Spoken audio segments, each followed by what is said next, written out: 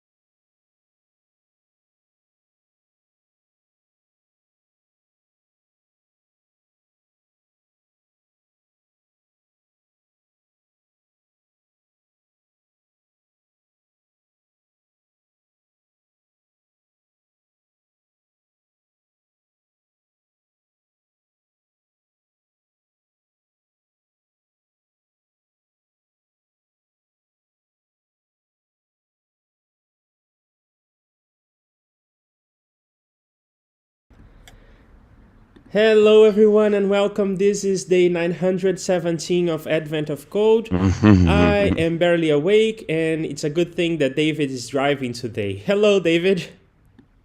I'm also barely awake. Um, let's do it. Let's do it. This is day 20.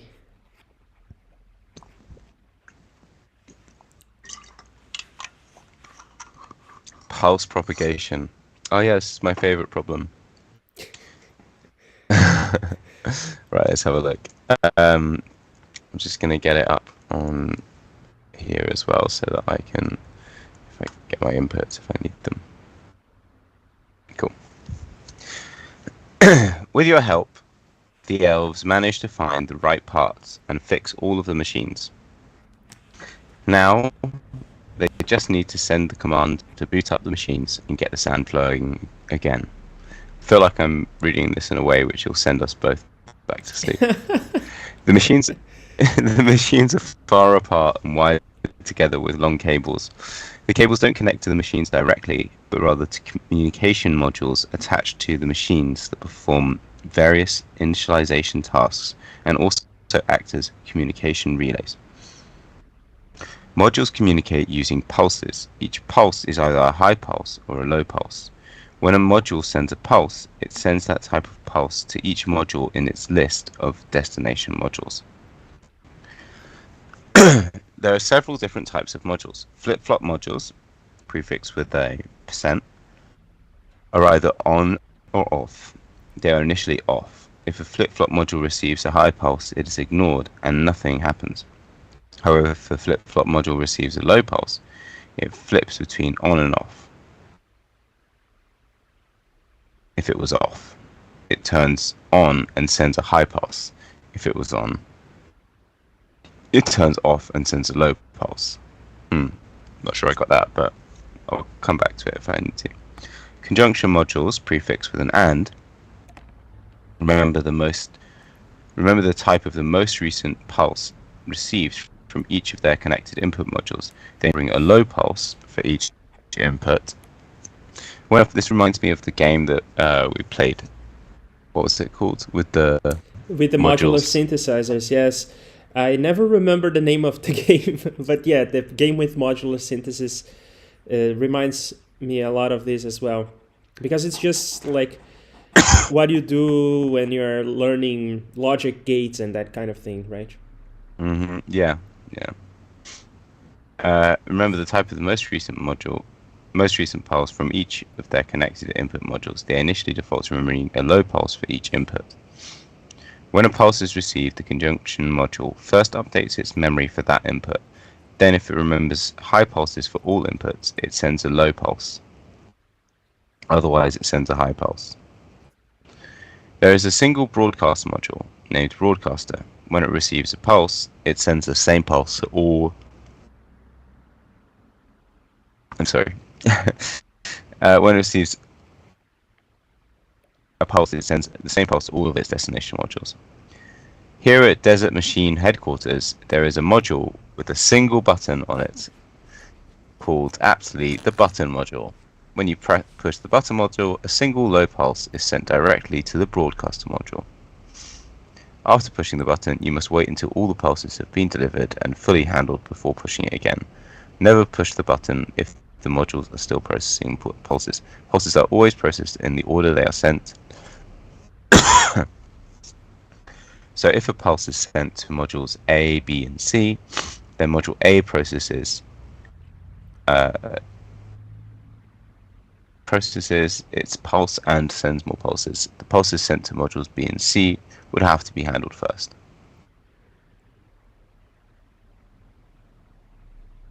The module configuration your puzzle input lists each module. The name of the module is preceded by a symbol identifying its type, if any. The name is then followed by an arrow and a list of its destination modules. For example, Broadcaster goes to ABC. There is one That thing that I makes don't sense. understand about this paragraph. When it's saying if a pulse is sent to modules A, B, and C, then the module A processes its pulse and sends more pulses. the pulses sent to modules B and C would have to be handled first. So what they're saying is that you first process A, remember what it needs to do, but don't do it right away. Process B, remember what it needs to do, but don't do it right away. Process C, Yeah.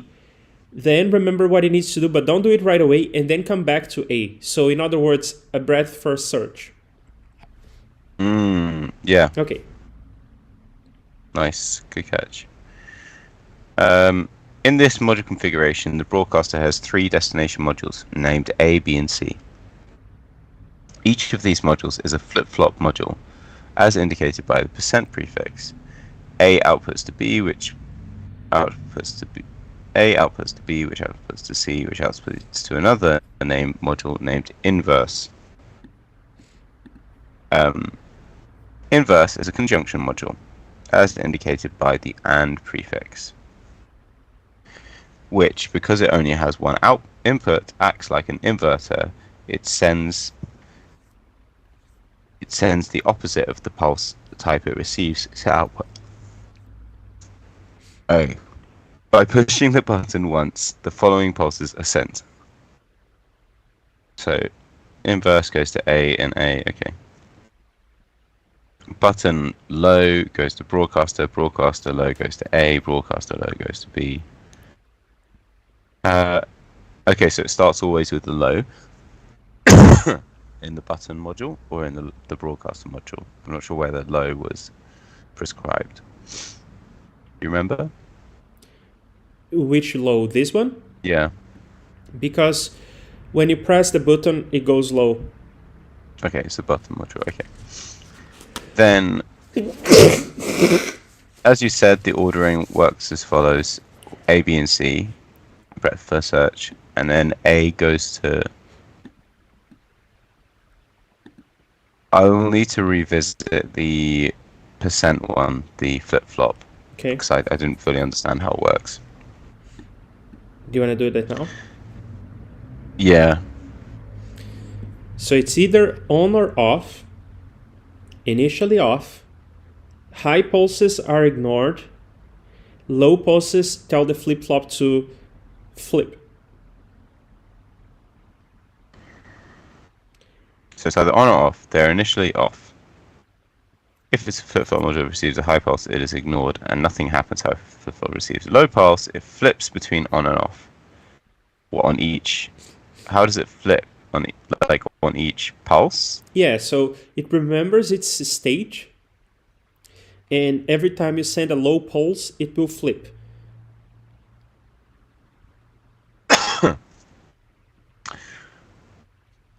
Yes. If it was off, it turns on and sends a high pulse. If it was on, it turns off and sends a low pulse. Okay. I guess they will start off. I don't really understand how it can. Like, aren't we just going through one pulse in the whole tree? We're not doing multiple, like, pulses. Well, not quite, because look at B, for instance. It's receiving a low pulse from broadcaster, and it's receiving a high pulse from A. Now, B happens to be a flip-flop, so the high pulse from A will be ignored, but the low pulse from broadcaster will be flipping the output of B. And that is why it is sending a high pulse to C. Because of this line. Because it gets turned on, and when it gets turned on, but then shouldn't it, like, start alternating between high and low? But it never will alternate to high and low because we reach the end state. Well, yeah, it appears that in this particular system, after 2 times around the inverter, it settles. But you are right that there could be sequences that don't settle. Well, maybe that's what's happening here, is that when it goes B to low to C, is that where it's inverting, or is that where they're all inverting? Yes, it is inverting C, and then C is going to send a low to the inverter, and the inverter is going to send a high to A. But A is a flip-flop, it ignores high pulses, so it stops. But if the arrangement had perhaps one more inverter along the path, then maybe, just conjecture, it could be the case that the inverter would be sending a low to A and then it would re-trigger the whole chain. No, but it is sending a low to A. After online, I can't select it. Yeah. No, I see it here. I'm just saying, if there were more inverters or a different configuration somehow, it could be the case that the thing keeps spinning. Actually, that's kind of interesting because you see how the line you selected is sent a low pulse to A, but that A also is sending a low pulse to B, but also the broadcaster. Well, I guess the broadcaster is no longer sending a pulse. Yeah, it sends one pulse and then it's done. Okay, I think I get it. Day 20. Oh, I need to go back and fill in all my stars. Oh, they are giving us a more interesting example right here. Oh, we hadn't finished reading? Sorry. No, Oh, sorry. we are like halfway through the document. Oh, wow. After the sequence, the flip-flop modules all end... sorry. After the sequence, the flip-flop modules all end up off. So pushing the button again repeats the same sequence. Here's a more interesting example. Broadcaster goes to A, so that's going to be low. Then that becomes inverted and... What was con? Okay, it just goes to invert and con. Invert is not an inverter, it's a conjunction module. Well, a conjunction module, when it has a single input, acts as an inverter. Ah. Right, yeah. It's like an AND gate, I suppose. In which one of the... an AND gate usually has two inputs, and if one of the inputs is... if you wire... Geez, it's a bit complicated, isn't it? Yeah. If you wire one of the inputs always to 0, it acts as an inverter? No, not even. I don't know. This module configuration includes the broadcaster, two flip-flops named A and B, a single input conjunction module invert, a multi-input conjunction module con, and an untyped module named output for testing purposes only. Okay. The multi-input conjunction module con watches the two flip-flops modules. Okay. And if they're both on, sends a low pulse. Here's what happens if you push the button once. Low goes to broadcaster, broadcaster goes to A. That makes sense. And then A flips to high, sending that to inverter and con. We got that far. Then inverter, and it's a conjunction module, and since it's only got one input, it inverts it, right? I suppose, yes. We have to revisit the definition of AND to understand why it acts as an inverter module, but let's take it for granted that it does, and then it sends a low to B. Con is also a conjunction module, but it takes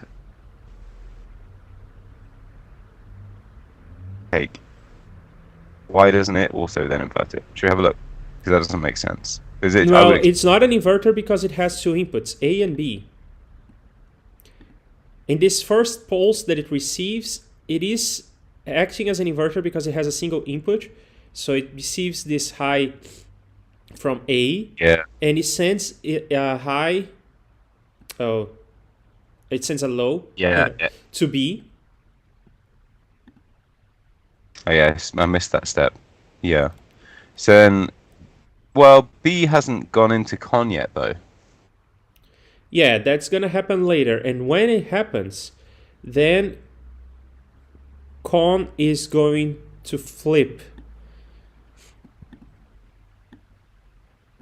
Yeah. So why is con high initially? Well, because it received. Well, because it received a high. Yeah, but that's what inv received. And it's essentially. Should we read the conjunction module again? I suppose con has not received any signals from B, but it knows that it is connected to B somehow. So it's taking B into account. But yes, let's go back to what it even means to be a conjunction module. Conjunction modules remember the type of the most recent pulse received from each of their connected input modules. They initially default to remembering a low pulse for each input. When a pulse is received, the conjunction module first updates its memory for that input. Then, if it remembers high pulse for all inputs, it sends a low pulse. Otherwise, it sends a high pulse. It's kind of confusing to me that low means essentially true and high means false. Yeah, if we look at this as an AND gate. But also, it has this memory thing. It's not like it's got two inputs.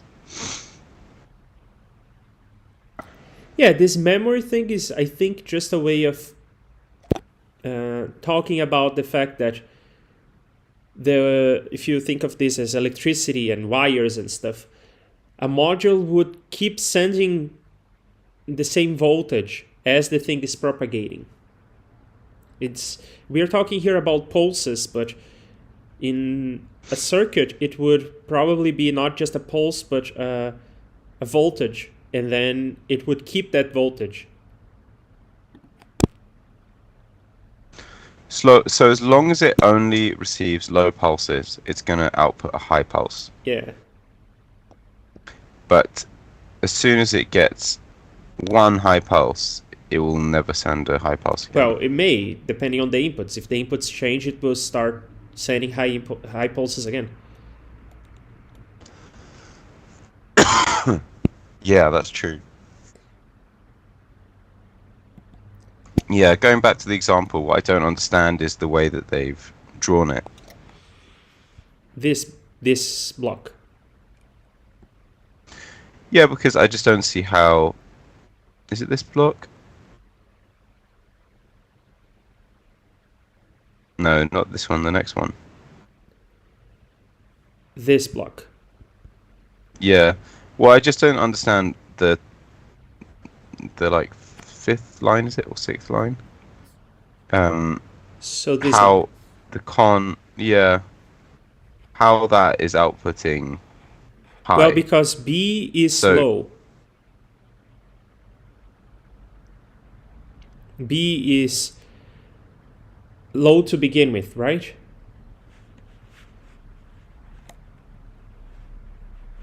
Or no, but the B is low because of this even. The inverter sent a low to B. Yeah, but if we're processing this in breadth first search manner, It's fun that we are Then- both dying here. I know it's terrible.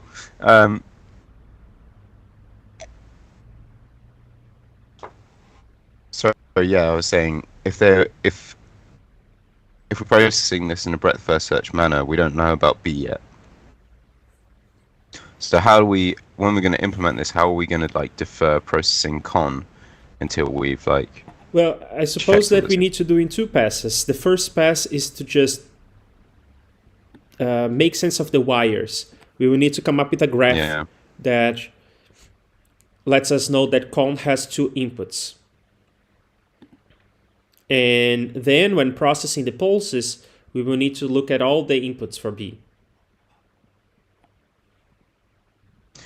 right? And we assume, like, right, we see the connected B, and we're like, okay, well, that's low. Therefore, it still doesn't quite make sense to me, because the conjunction module is saying they initially default to remembering a low pulse for each input. When a pulse is received from the conjunction module, it updates the memory for that input. Then, if it remembers high pulses for all inputs, then it sends a low pulse. But Con has got two inputs. A and B. It's got A and it's got B. A has sent a high. B has not sent anything at this point. Mm-hmm. Mm-hmm. Yeah, and then B gets activated. Okay. Yeah. Alright. Both flip-flops turn on and a low pulse is sent to output. However, now that both flip-flops are on and Con remembers a high pulse from each of its two inputs, pushing the button a second time does something different.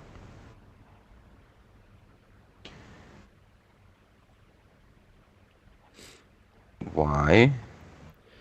Because the states, the internal states of A and B are now different. To begin with, the internal states were the defaults, which now I don't remember anymore if it's high or low, because Bless you. yeah, Bless you. I don't remember if the initial state is high or low, because high is false and low is true, and that confuses me.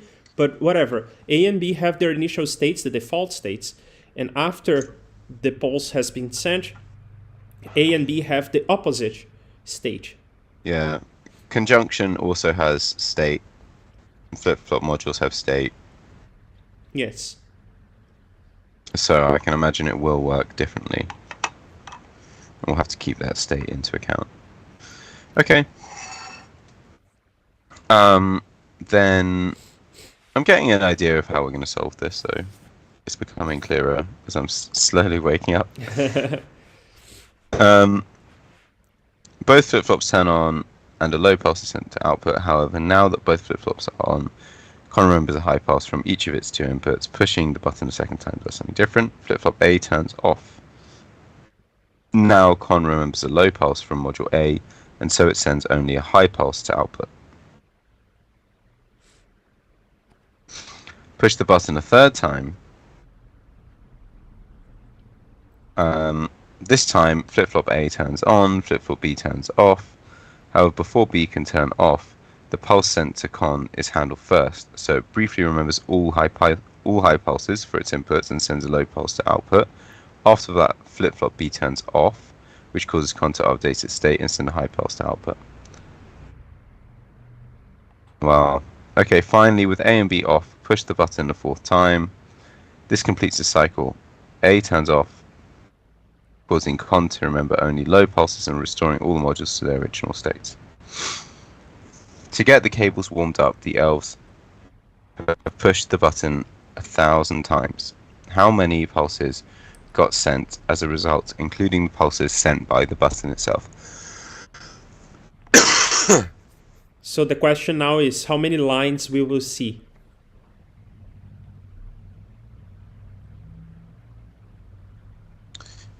In the first example, the same thing happens every time the button is pushed. Blah, blah, blah. So pushing the button 1,000 times, 8,000 low pulses off, and 4,000 high pulses are sent.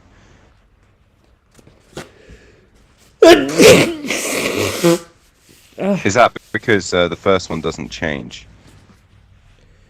In the second example, after pushing the button 1,000 times, 4,250 low pulses and 200 are sent. Multiplying these together gives that number. Consult your module configuration. So we need to find a loop and then find how many times, when all of the states reset to the initial graph state, and then multiply it out to find out how many are going to take 1,000 times. I mean, we could also do it 1,000 times, but probably part 2 is do it 10 billion. But that's fine. Yeah.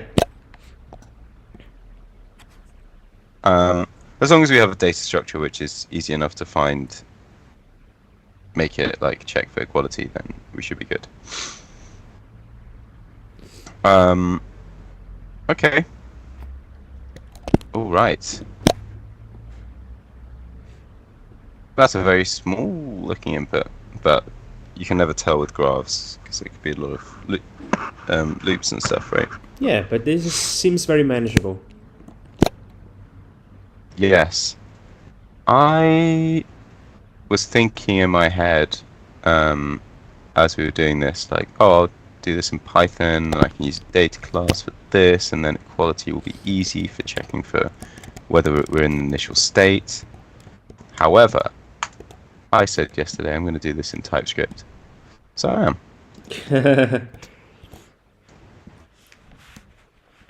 am. Oh yeah, I need to share this with you, don't I? Yeah. One sec.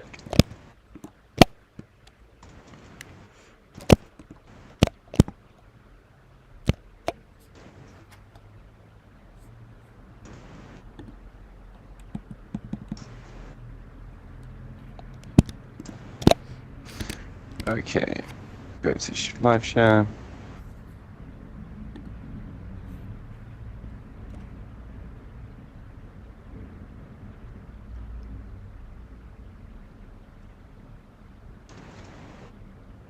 Sorry, it's taking a little bit of time.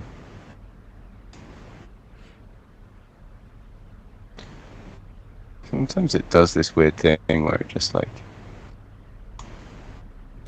I press live share and then it just quits the window. Yeah, live share is great when it works, right? Yeah.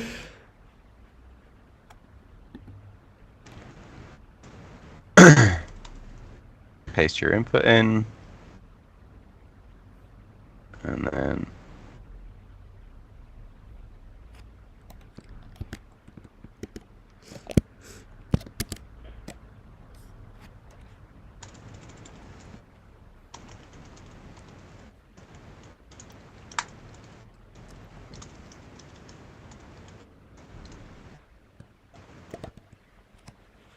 All right.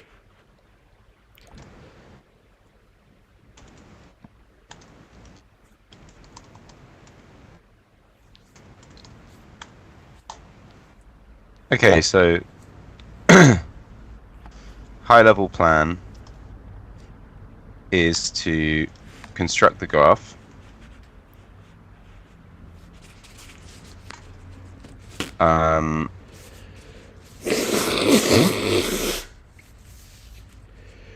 Then run BFS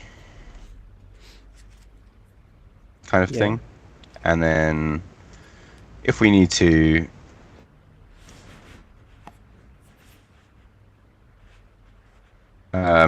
keeping track of number of high and low pulses,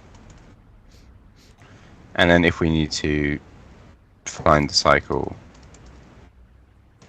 and multiply it out for 1,000 times. But that's all good. For constructing the graph, what should each node look like? Wow, look at you defining type aliases. Serious stuff. Serious stuff. So, I mean, we could start with type, but we'll see. We have I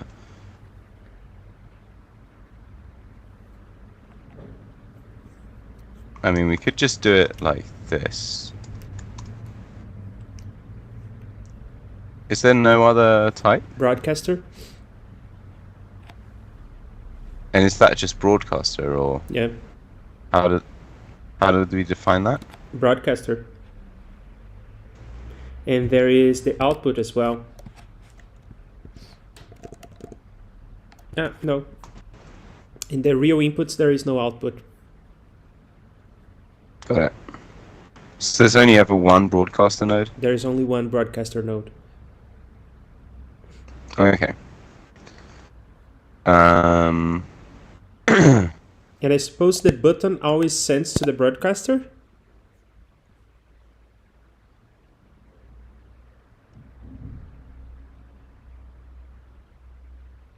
Yes. Probably, yeah.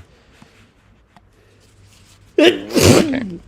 And there is, strictly speaking, a button module as well.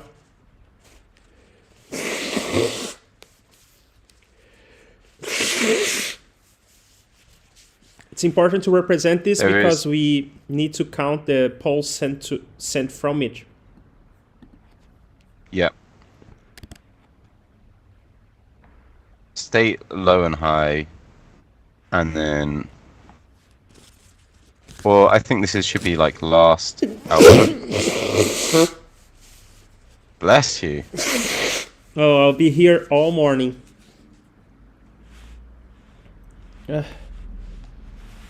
Why do we need to store the last output?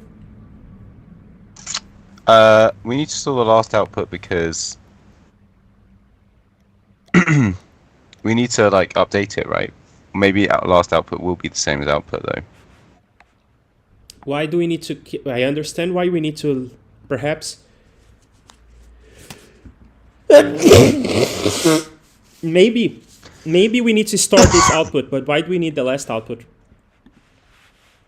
Well, the question is, do we need both of these? So this is about like, yeah, maybe these are just the same thing, to be honest. So maybe I don't need this. Do I want to keep track of the inputs?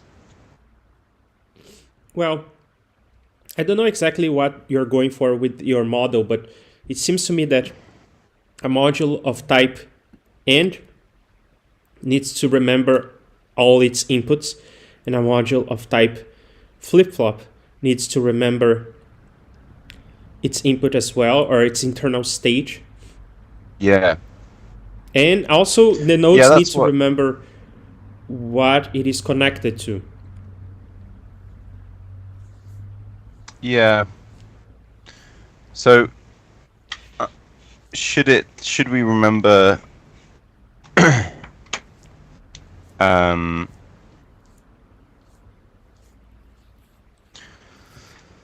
should we remember I guess we could have like output node, and this is just another node. It's always going to be a node, isn't it? No, it can be a list of nodes. Can it?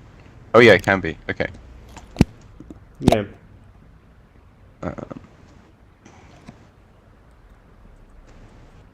And can it ever be nothing? No.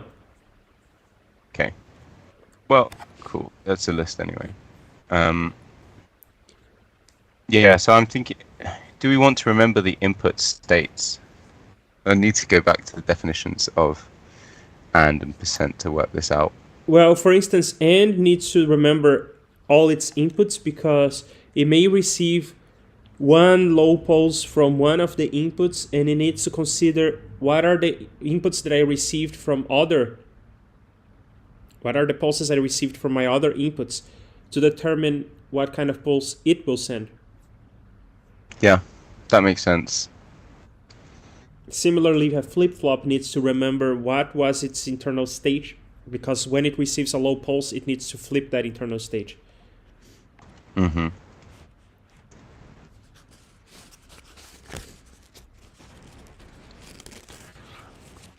Is this going to be sufficient?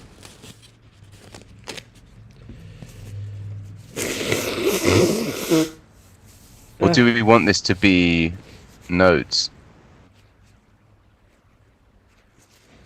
Yes, because we need to, when we receive a new update, we need to know from which input we received that pulse to update that stage. So it's actually a map. Yeah, it could be a map. Or a set. Or, yeah.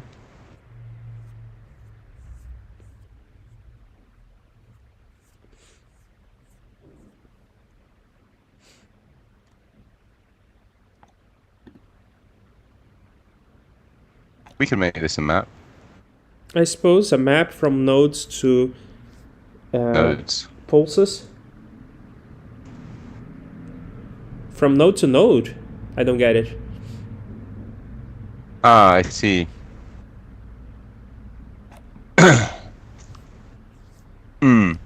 Yeah. Since we are defining type aliases, define a type alias for low and high called pulse.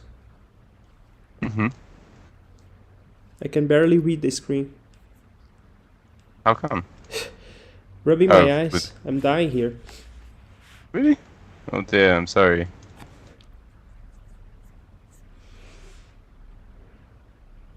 Would you like to do it later? Just let me know. No, I think I will survive. Okay.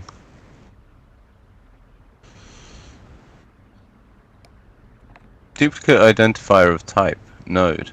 Yeah, I think Node is already a type in like the Node.js environment, so it doesn't like that. Or maybe it's Oh, a in DOM the thing.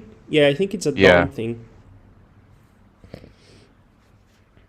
Yeah, it is. It is. But I've overwritten types many times. I guess it's a global type, so it doesn't like it. Yeah. Oh well. I'll call it a module anyway. And then you need to rename here as well. Oh yeah. I'll just do it like that.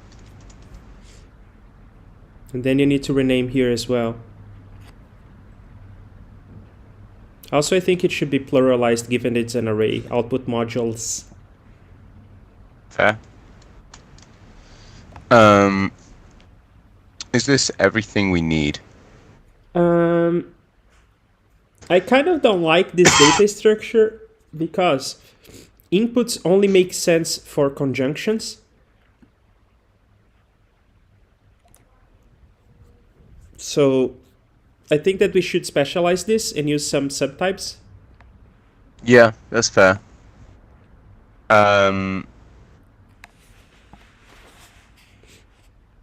While you're doing that, I'm gonna get some allergy medicine. And you do the subtyping and the specialization because the conjunction module needs a bunch of inputs. The flip-flop needs a single stage, single internal stage. The broadcaster and the button need none. Okay. This is gonna be super type safe. It's gonna be amazing. And I will get some allergy medicine. I'll be right back. All right.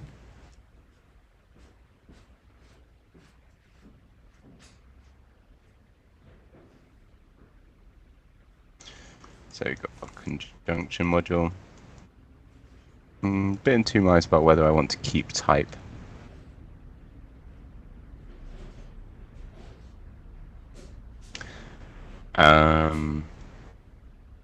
It is going to have to remember its inputs, and it is going to remember. It is going to need an output. Yeah, I think this one's fine. Broadcaster module.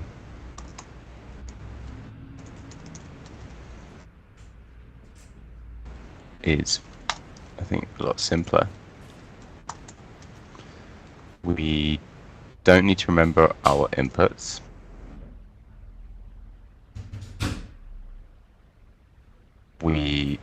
I guess we can remember our output and output modules. No, but I'm dying, so I'm taking some allergy medicine. Broadcaster module. And the button module. Then the inverter module. But not inverter module, what's this one called? Flip-flop.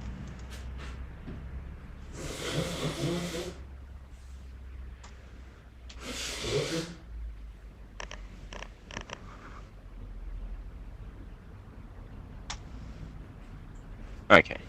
Now we got our module. Is one of those.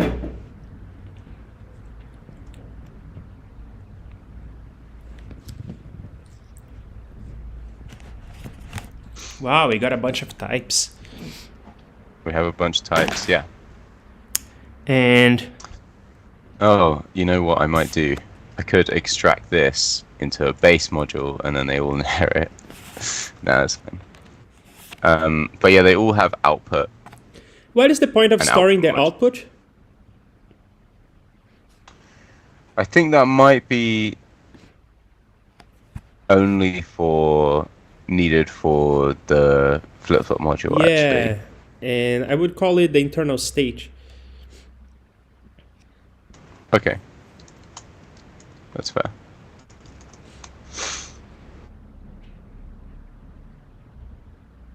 Okay.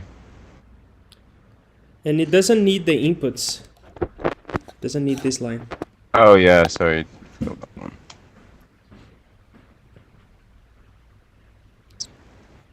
Okay, so the plan now, I think, is to just build these. Build the graph. And fill it. Yeah.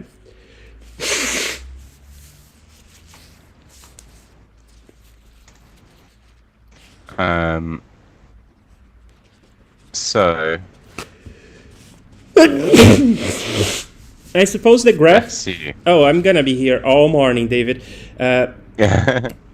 I suppose the graph is a map of modules to the modules that it points to.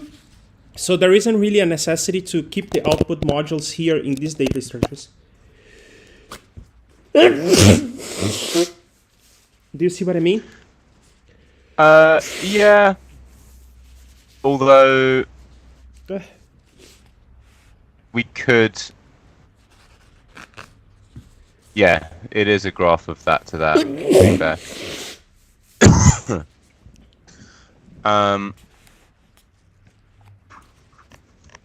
Although equally we could make it simple.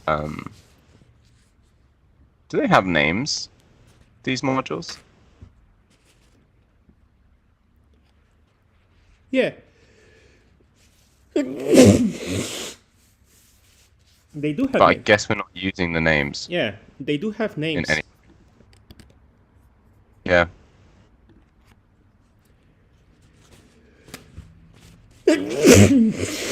Which we could store in our data structures for convenience, for debugging purposes, but it isn't really, really necessary because the names just help us build the graph. Yeah.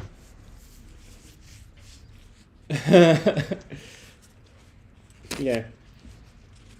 Do you see what? Okay. Do you see what I mean? Yeah, yeah, I see what you mean. Okay.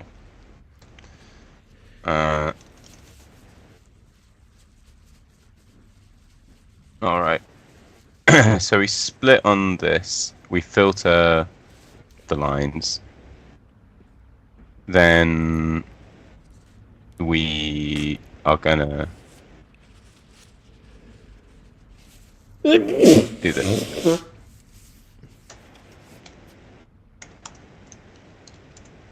For each line, we are going to.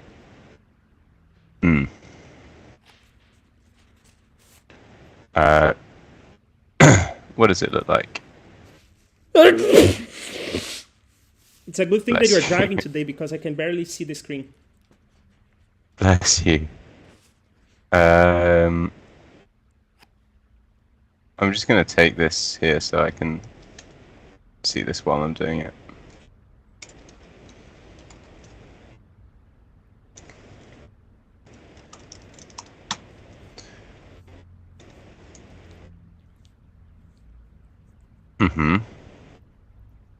That was fine.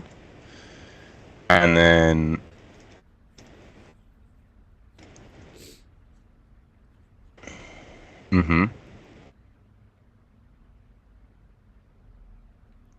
okay. Actually, this doesn't quite work, does it? The way that I'm thinking of doing this. Tell me more. I think I'm gonna have to do two passes because I'm gonna have to like insert all the nodes, and then I think I'll do it. I think I'll just do it in two passes. That's fine by me. Because you need to know the nodes before you can start Yeah. making connections between them.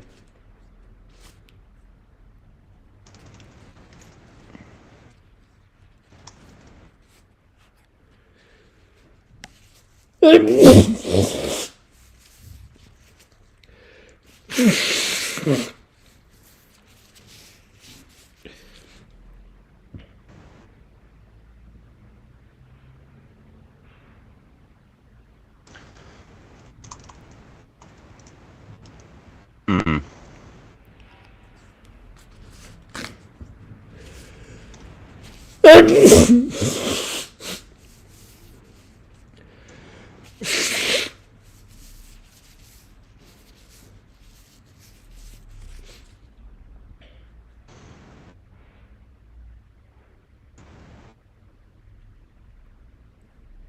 Could be done like that. Let me read what you have. You're splitting on the node lines. May I add a trim here to the beginning? Sure. I mean, it is getting. We're doing it here, so it doesn't really matter. Yeah, fair point. Then you start a graph. Then Module's a keyword in Python. This is in JavaScript. Is this going to cause issues? I don't know, but I don't think so. It's not even a keyword in ECMAScript modules, right?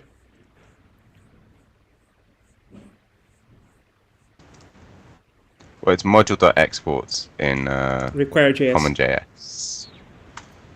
Yeah. Is it Require.js or CommonJS? Yeah, CommonJS. The require keyword, right, is used in CommonJS. You are right. It's not Require.js. So then for each line, you're splitting on the arrow. You're mapping to remove spaces. You're looking at the first character. Hmm.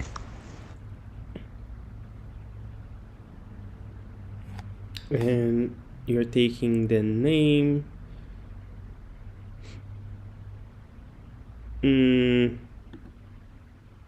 This isn't going to work very well.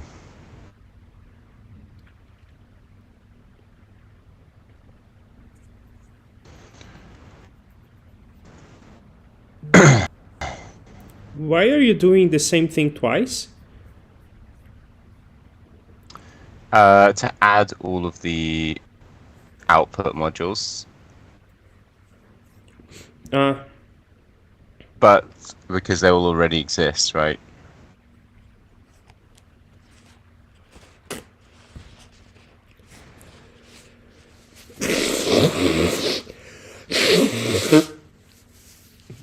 I think that maybe besides the This graph, is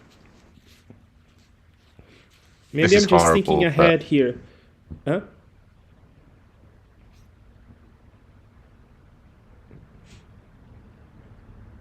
What are you going to say? I mean, this is horrible, this graph keys stuff. But, like, it's only for building it, and once it's built, it's fine. Yeah, okay. I was gonna say that we wanted to keep a list of nodes or modules so that we can, for instance, look at all the flip-flops and see if they are the same or not, because if they are the same, then the same as a configuration we have already seen, then we have detect the cycle and stuff like that. But we can just look at the keys of the graph. So that's all right.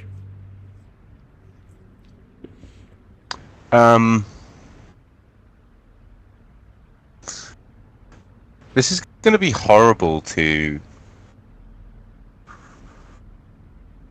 like diff. I guess we can JSON stringify, and that will be okay, to be fair. Okay. What exactly do we need to JSON stringify, or what exactly do we need to compare equality of? I'm thinking about when we're going to need to do this thousands of times, right? And it might be running through the graph. Yeah, so we need to compare the entire graph to the previous graph to check if we've already seen it. Well, not quite, because we don't need to check the whole graph. We just need to check what is the internal state of all my flip-flops and my AND gates, or what is the state of the circuit, I should say. Because if the state of the circuit is the same, then you press the button and you will get the same output. Everything is deterministic. Yeah, but we probably could JSON stringify it, and that would work as well. Yeah, you could JSON stringify the state of the board. It would just be annoying to have to traverse everything. But I guess they're all the keys, aren't they? So all the values. Yeah, and you will have to filter out the broadcaster. But other than that, every node has a state. Yeah, I'm surprised that this is working in terms of.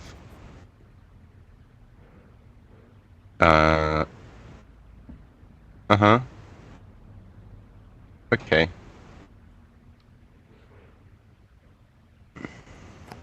Yeah, And I think this works.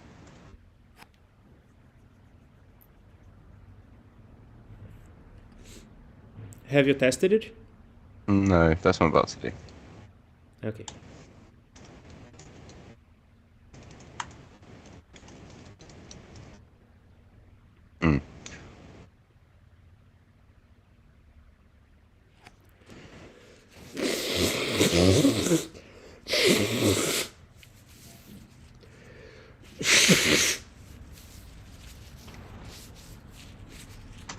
To make this line less awkward, what you could do is have on the side a map of names to module objects, and then given a name, you will just fetch from there. You don't need to do this traverse over and over. Not that it matters, but I'm just saying. Sorry, say that again?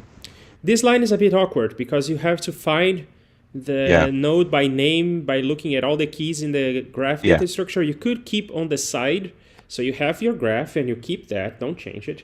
But on the side, as like a side data structure, you could have a map of names to module objects.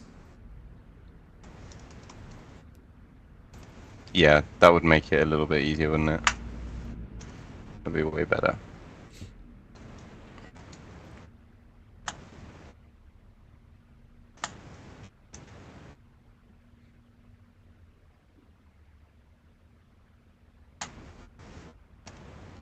Yeah, that's what I meant.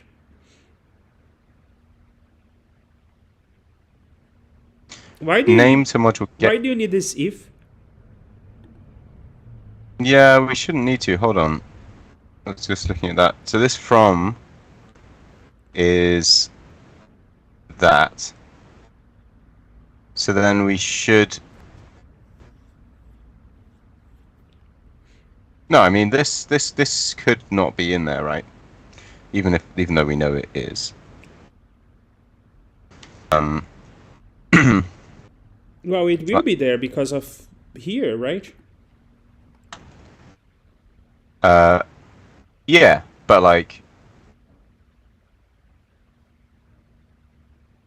Yeah, so we can just safely say like it's there. Yeah, I would even put exclamation mark where my cursor is. Like when we get it, we know it's there. Yeah.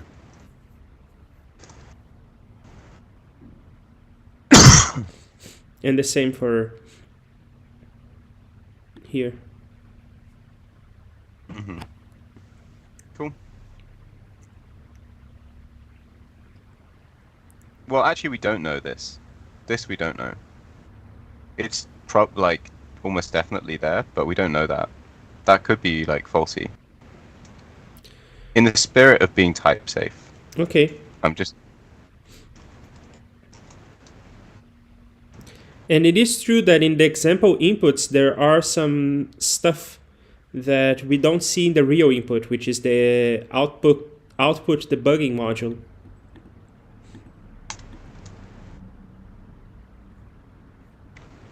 So if we just do this. There. Yeah, this will fail. This will fail in example 2 because of the output module.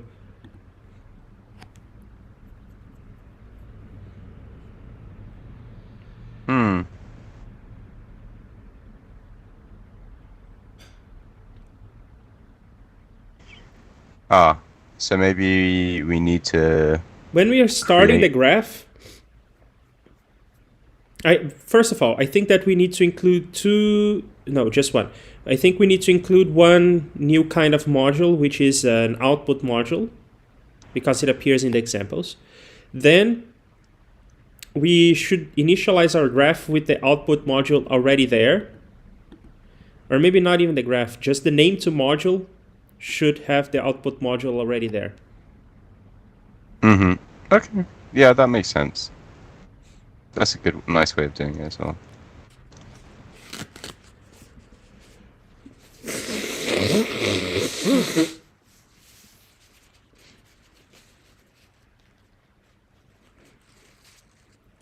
I think I'm getting better. Nice. Yes, the medicine is working. drugs are working. I just took double the dose.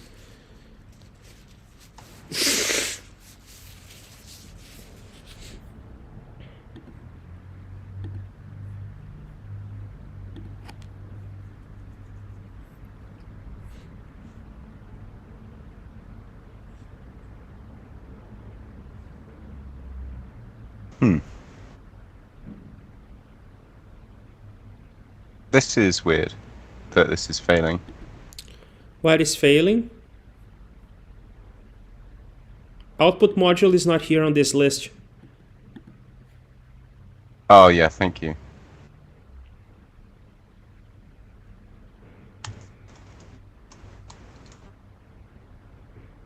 There we go. Beautiful.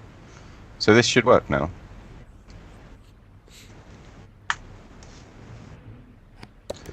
Okay, we have something. Can you paste what we have? Oh yeah, I'm gonna kill the terminal because it does work for a while. Kill, kill, kill, and then I do not want to update my ZSH right now. Cool. Can you see the I output? can see the output. And does it make sense? We have. Oh, I guess And we are the missing button one thing module. in the graph. We are missing the button. Yeah, we're missing the button module.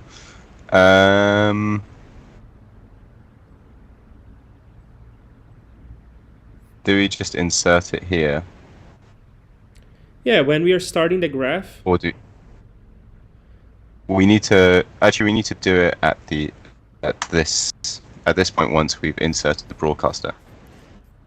Fair enough. Yep.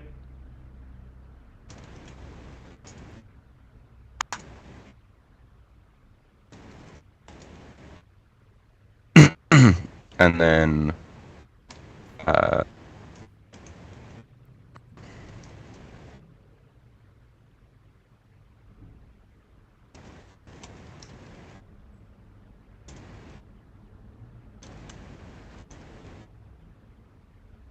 think that works.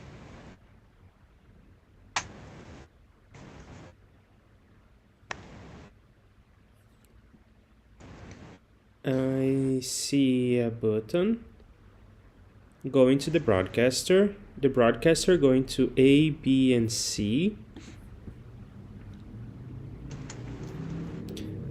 and A goes to B, B goes to C, C goes to INV. Yep.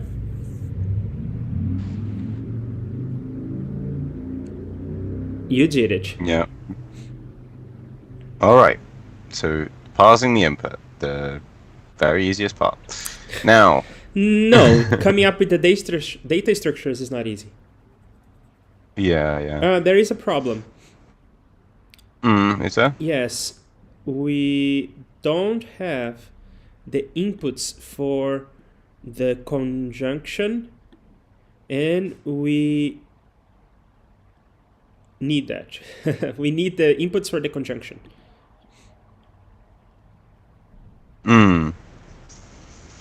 Yeah.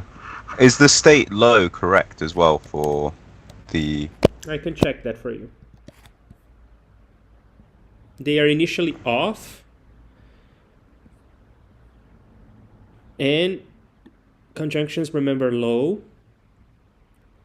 So yes, you are right to default things to low. Okay. But yeah, the only thing missing is the list of inputs for conjunctions. Mm-hmm.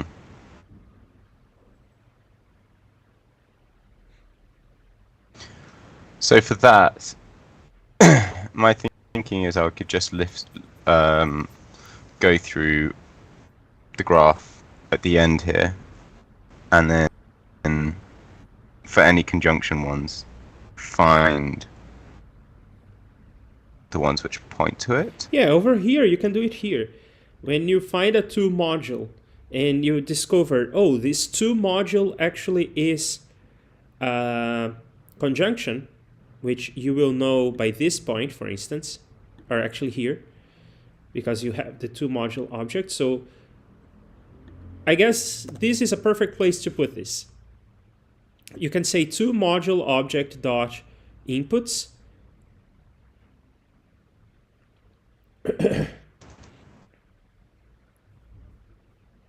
If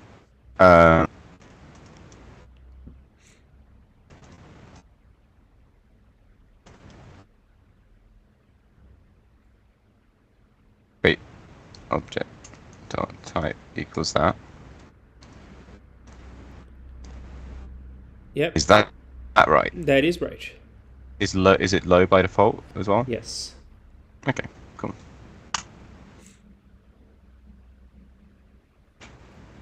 Cool. It's not very. It kind of hides a little bit the inputs for the type and, but I think we can assume they're correct. What do you think? Or should we print it out? No, it's fine. Let's continue. Okay. All right. So now we need to breadth first search.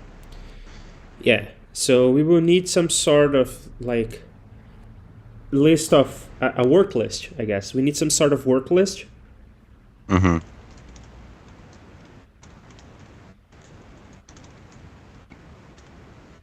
Which will start with the button module. Yes. And this work list represents all these arrows, right? I'm starting to regret my choice of you know what, I'm going to return the graph and the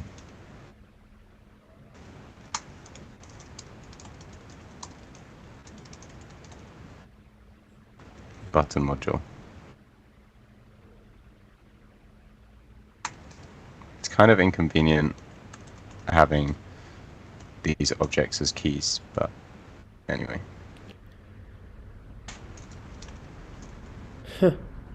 Once you extracted this into a variable, it started giving a type error.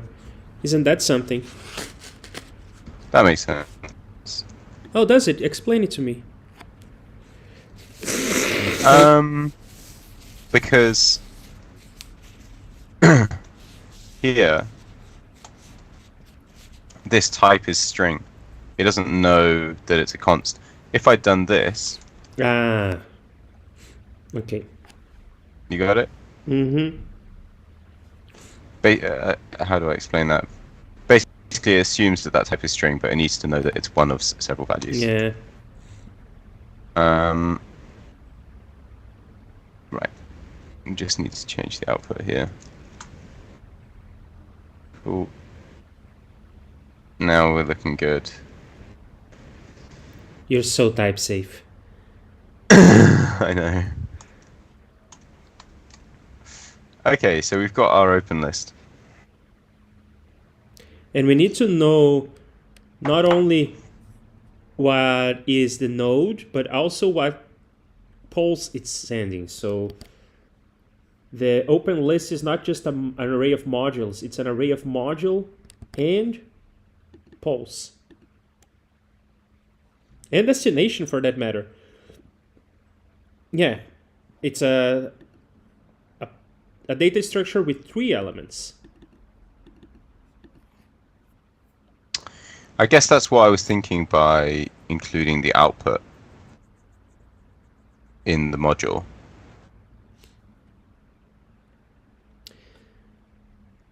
But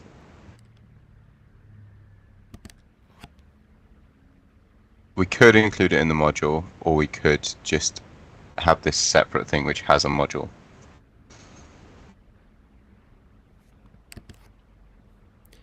I That's am what I'm having a debating in hard my time mind. thinking about the following. When I don't think we need the destination. I think with destination we'll just pick that out of the graph, won't we?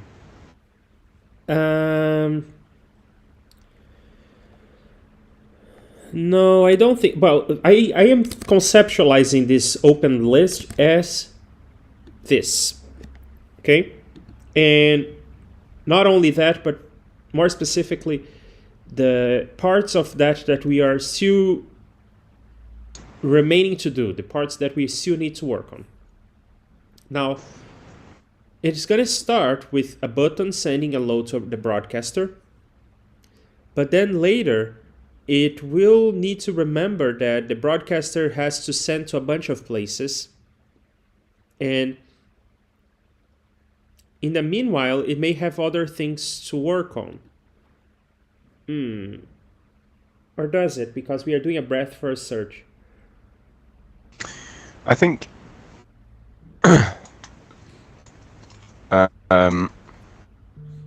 what should we call this then? Instead of like, But I have a deeper question about my understanding of the problem to begin with. Do you think you can indulge me on this question? sure. Okay, so my question is, we send a signal to A, and then 1 second, I just need to put do not disturb mode on. I'm getting some recruiters spamming me. Anyway, yeah, go on. okay, so A is going to receive a signal, and now the A is due to send its own signals. Mm-hmm. Could it be the case that before A is able to send its own signals, A itself receives another signal? That's what I want to puzzle through, because my question boils down to, if I conceptualize this as the work list, the work that we still have to do. The way that I was thinking about it is that we could just push into the array broadcaster low and A. But if it is the case that by the time we get to work on this line, A already received another input, then I should not be putting the signal on the list. I should be consulting the signal that the module currently has. And then your data structure in which a module knows its own output would make sense. Do you understand what I'm asking? Because it's kind of a complicated thing. Yeah. I'm thinking about the question. Well, it is possible, isn't it? Because... Or is it? Yeah, it is possible. Because... I think of these two lines, and I think that they prove my point. It's more that, yeah, A goes to B, right? When we So say before you broadcaster process B- low B, then I could have put B low C in the list, but I should not. It's got its state. Because B will have a high when we get to it. So when B gets a chance of running, B will be high. So we send a low to B, but we never see it coming out because it has been overwritten by the time we get to B. So the work list is not a triple. It's actually just what is the module that I need to work on right now, and then I need to look at it. That's why I think we should. So I agree. So that's why I think we should store the output on the module. Do you agree? Well, I agree, and not only I think we should do that, I think we are doing that. I think that's exactly the point of this stage. Yes. Yeah. Should we call it state or output? I prefer to think of it as the internal state, and then we consult the internal state to produce an output, because in the flip-flop module, the output is simply the internal state. But for the conjunction module, the output is an elaboration on the inputs. It's actually the rules that I forget. You have to do an AND and do a low and high. It's complicated, but an output is a function of the inputs.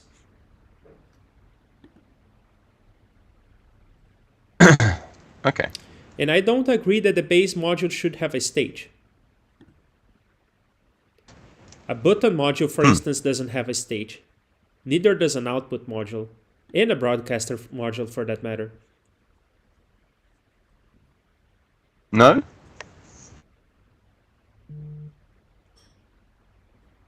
I would have thought they all have a state, but it's not necessarily taken into account. Like, we could just treat them all the same. They don't have a state. The broadcaster module, for instance, doesn't have a state. It doesn't remember anything from the past. It simply propagates the inputs that it has received. It's true. It's true. It's true.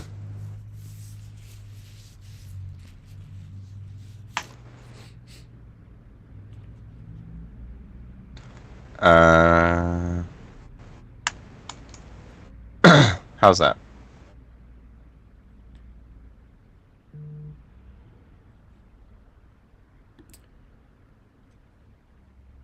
Uh-huh. Mm-hmm. Uh-huh.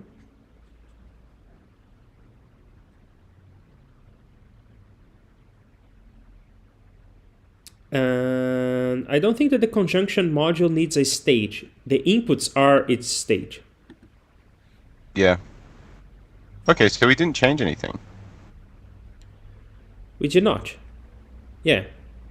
That's exactly what I was saying. When we were here below in the code and we were thinking about this, and then we came here and we did this whole discussion about B and stuff, I said, yeah, we already have everything we need. We are keeping that state in the inputs. And then you started refactoring, but not really changing anything. Oh, okay. Oh, okay, okay. I thought you just wanted to clean up this. Oh, no, I didn't. I was like, okay, we do need it, but then...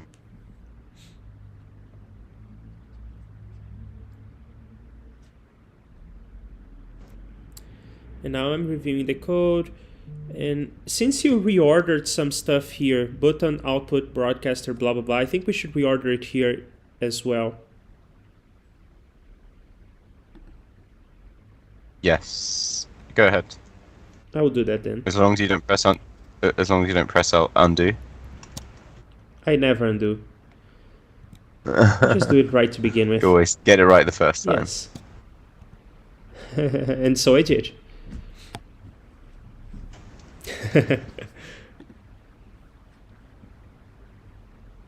Okay.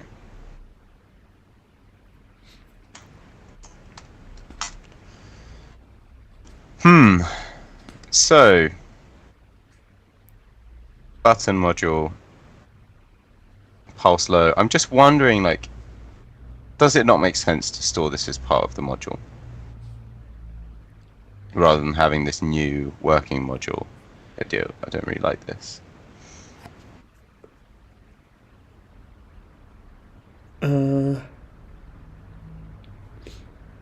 And the pulse here is the pulse that it has received, right? I was thinking of it as output because this is the output of the button module. But the output of the button module is... No, the output of the button module is always low. But I conceptualize this, and you may disagree with me, that when we get to any given line, we need to know what we are working on. So that's the module, easy enough. We need to know what it has received most recently. Or I was thinking of what it has received most recently and then act on it. So if the flip-flop has received low, then we flip the state. But perhaps it's smarter to just when we visit a line, compute what should be the output, then go and perform the action inside B. So when we get to B, Yeah. we don't need any extra information. So our work list would simply be module.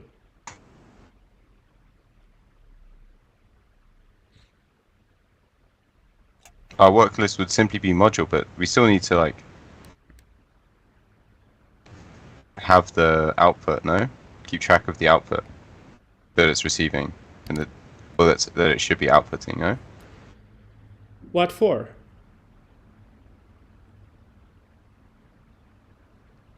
Because we need to process it. But that's Like what how I'm we saying. can- As you see broadcaster low send to A, do the thing in A. If A is a flip-flop and it needs to flip it. Then go to the next line. Broadcaster sends a low to B and then flip the B. You're saying you just keep track of the pulse in one variable. Yeah, because when you process a node, you will see all the things that it needs to do right away. Just look it up in the graph and do the things.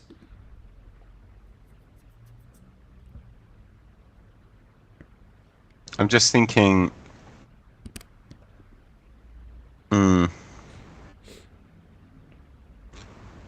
But won't we ever get to like a work list where like we don't? The outputs are different. The pulses are different for both of them. I'm not seeing. No, we will Like see I feel.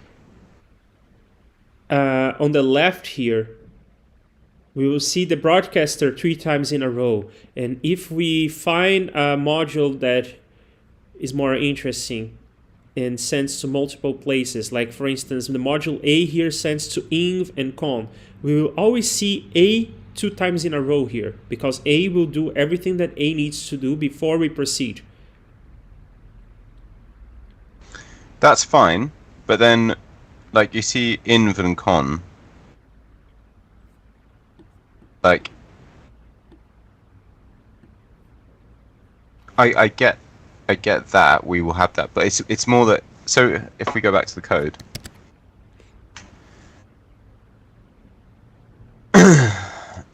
are you thinking of it by having something like this? It's not even necessary. Not even that is necessary, no.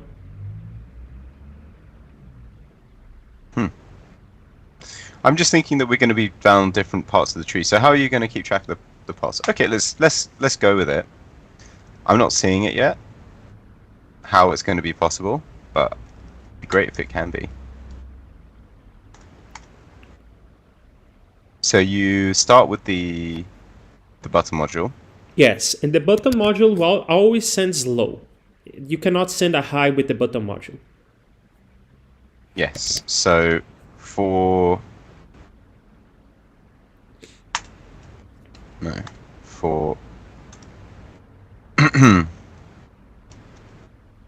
oh, I do need to get it out at the end. So I don't think we want to pop. I think we want to shift. And then for const child of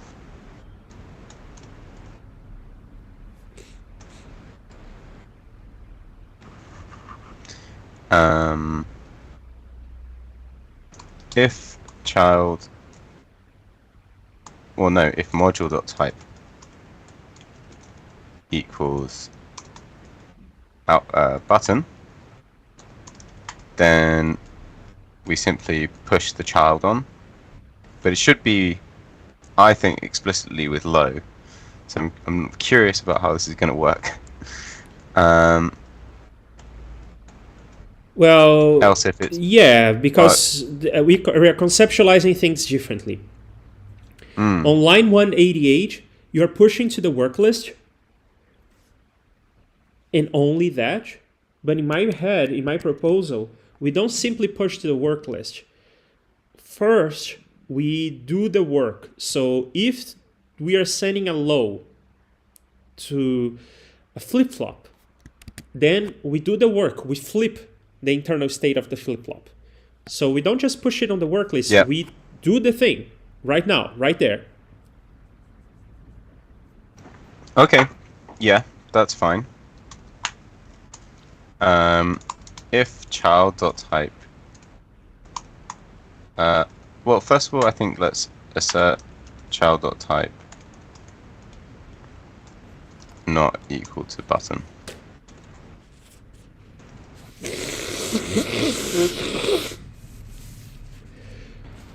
And in this case, it's a bit silly because the button can only send a signal to the broadcaster, and the broadcaster doesn't have any internal state for us to update. So in this particular case, we don't have to do any extra work.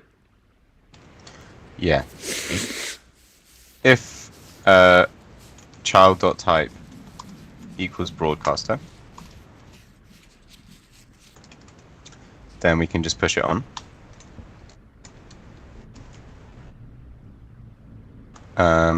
Should we do a switch? I'm not a huge fan of switches. As you wish, but I don't think I agree with the thing that you wrote to begin with. Oh, you don't agree with this? Okay. Yeah, so the first thing that I don't agree with is you are checking if the module type is broadcaster, and then you're not doing the work of the broadcaster. The button has no work to do. The button can only push its child, which we know to be the broadcaster, to the open list, and that's all right. But the broadcaster has work to do because the broadcaster may be sending a low to A, and A is a flip-flop, so it needs to flip that flop.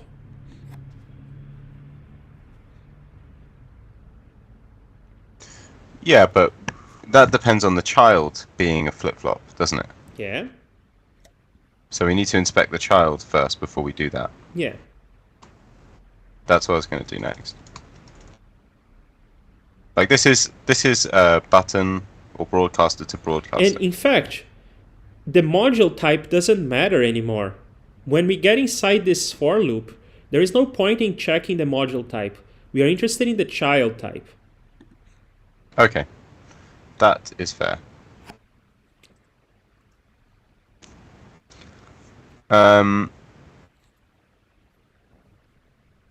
Right, so now we need to do the logic of updating the state. And I would say that this line needs to be below, because it doesn't really matter what kind of child we have, we will want to act on it later. Okay.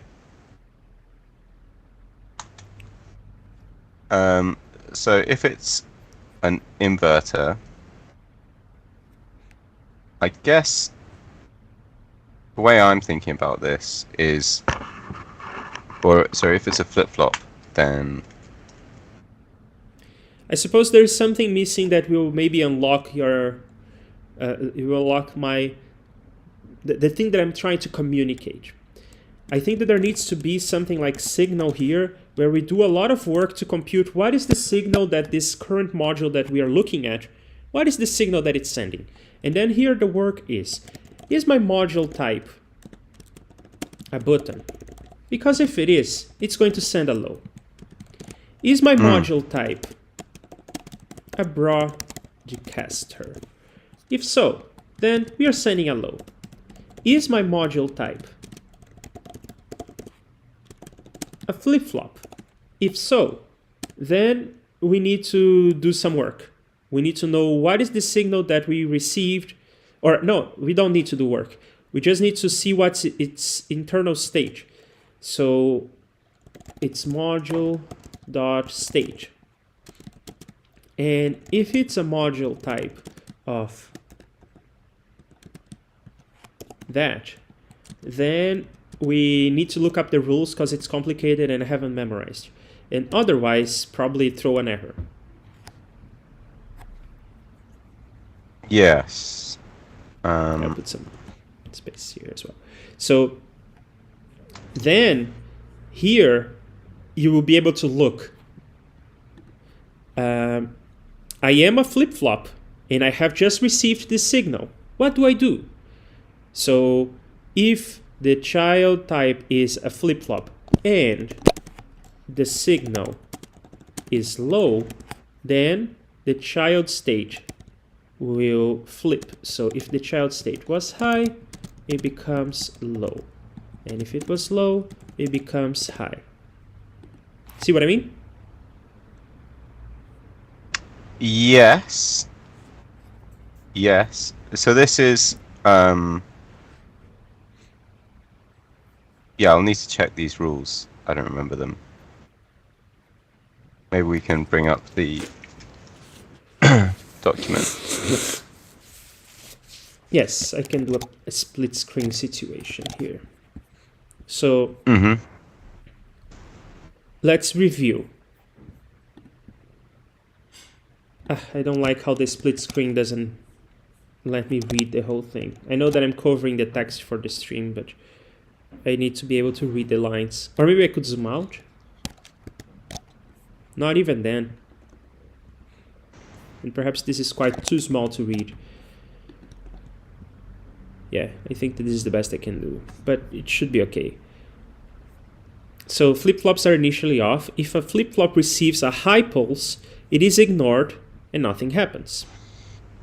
Oh yeah, However, that's right. if a flip-flop receives a low pulse, it flips between on and off. If it was off, Okay. it Yeah. turns on and sends a high pulse. And so it will, when the time comes, it will look at this state and it will send a high pulse. And if it was on, it turns off, which it will. And when its time comes, it will send a low pulse. I guess strictly speaking, if you wanted to do the mapping of names here to the code as well as possible, then the internal state of flip-flop is not a pulse, it's on or off. Yeah. Whatever. But yeah, so the conjunction module remembers the type of the most recent pulses received from each of their connected input modules. They initially default to remembering a low pulse for each input. When a pulse is received, the conjunction module first updates its memory for that input. Then, if it remembers high pulses for all inputs, it sends a low pulse. So, if the module inputs every... Is this a map? Yeah, it's a map.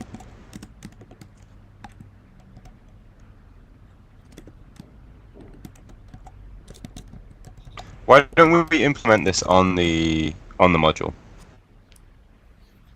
I prefer that. How object-oriented? Go ahead, take it away. So, I guess this would be like the output.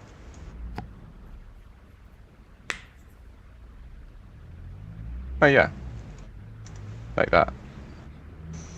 No, it And needs then to be a function. That's fine. That's fine.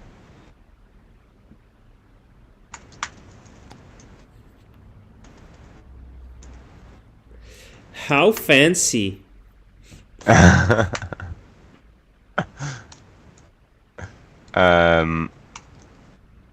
Next thing I know, you're gonna be using a class here.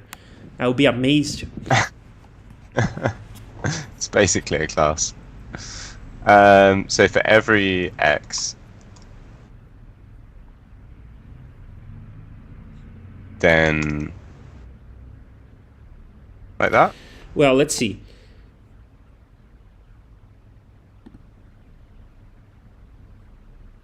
If it remembers high for all inputs, it sends a low. So it's the other way around. Cool. Okay.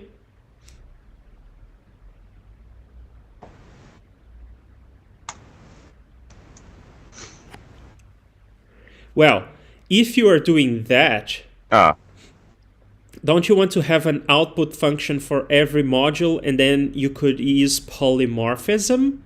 Wow, how Object-oriented. Yeah. I think it would be nice if it was output for all of them. I guess that's where my mind was going initially. Because then we could just define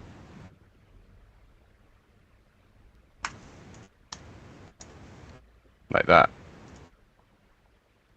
Yep. And then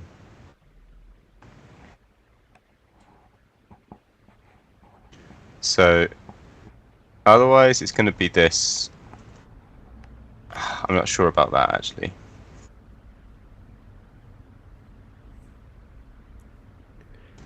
This one, however, we can. That's cool, isn't it? That's cool. Is this always going to be output low? Everything has like by default an output I don't low. think so, but let's review this. How do we even get here?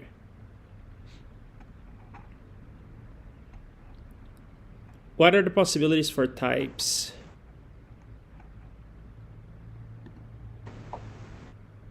I mean, what we could do.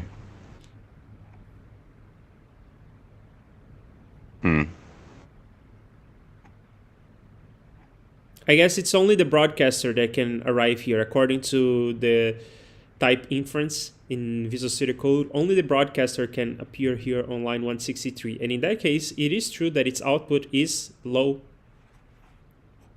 Okay. But there is still one problem in line. There's still one problem in line 133. The output module, it needs to have, how convenient, an output field. Yes. This is a bit strange, isn't it? Yeah, this output is not low. The output module, I guess, now needs to remember its state as well. So it's kind of like a flip-flop. I guess we will set the output on it. But we will just pass it through. I guess it's just by default it's low. Which isn't lovely. No, this is not by default. This is a getter. So it shouldn't be low. There should be a state in the output module. And we should be setting that state, and we should be remembering that state. Wait, hold on. Output module doesn't have any special state or anything, does it? Well, we could just ignore it because it's for debugging. But it has a notion of like, what is my... If I wanted to print that, what would I print?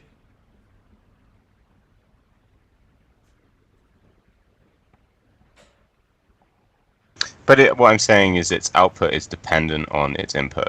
Like it just passes through. How about we just leave the output of the output module as low, and then when we are sending stuff to the output module, we console log. Yeah, or we overwrite it like as we get there. Okay. We could, by the way, output could be undefined. How about that? Does that make it? Yeah, whatever. I don't have a strong preference. Okay, let's start with this then. Yeah, in that case, we don't even need this auxiliary variable. We can just look at the output of the module. Or do you want to not keep doing the getter again and again? No, I don't care. Okay. Although that is a nice thought, and it's one word. So we take the signal.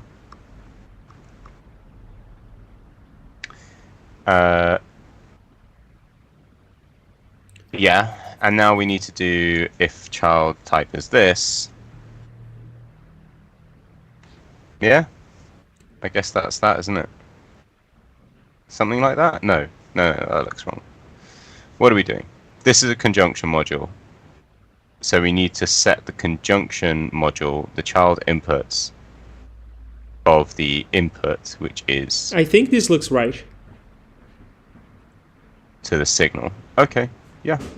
And I don't think we should be pushing the output module to the child list or to the open list. No? Gives me a bad feeling because I know that the output module doesn't have any things that it needs to do. In fact, I would say that if the child type is output, then console log the signal. I think that's the whole point of having the output module, right?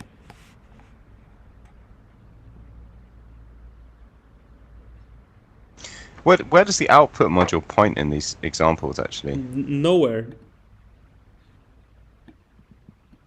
I don't know that I'm prepared to handle nowhere. That's why I'm thinking that maybe we shouldn't push the output module into the open list. No, it would just have like no children. This will just like say no children. But is it in the graph at all? As a key? I guess we could just do this.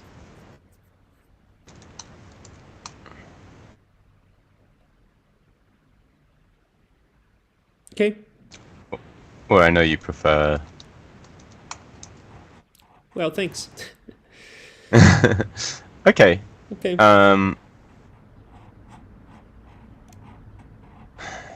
Is it ever the case that we need to set the out? Like, do we not need to ever do like child dot output equals child dot like?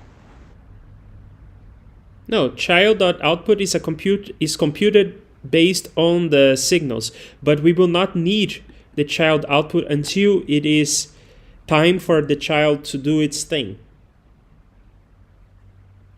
Yeah, this is what I'm thinking, but it's not clear to me why we don't need that yet.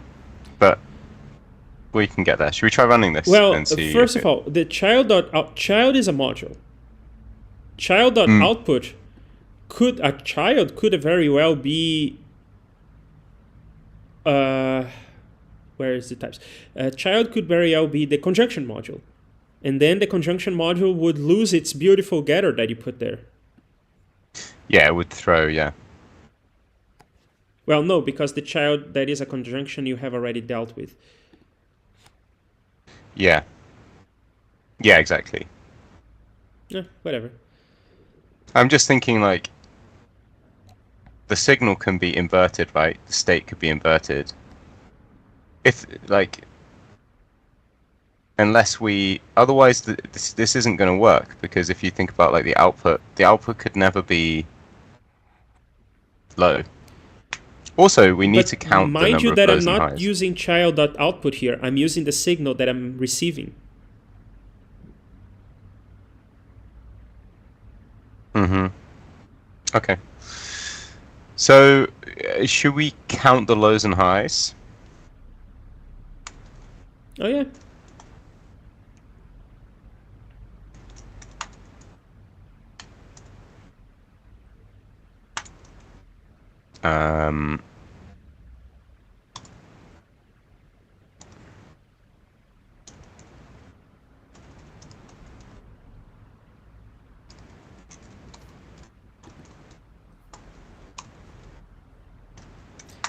Nick is here. Hello. Hi, Nick. I saw that before we started, you were working on day 20. It's a no defined button goes to broadcaster. You need a sneeze, but yeah. But Turning into Advent mucus. that is lovely. Yeah, I'm better now with the medicine. Yeah, Hello, but with me Bo. as well. I was, yeah, I've just woken up a bit groggy. And like coughing away. And Sarav is here. Hello. This is part 1. Sarav. Very weird problem statement for me, especially in part 1. Yeah, we got there in the end. And did you What's run up? it? I didn't run it. I wanted to do an additional bit of logging, which is the module name and the signal.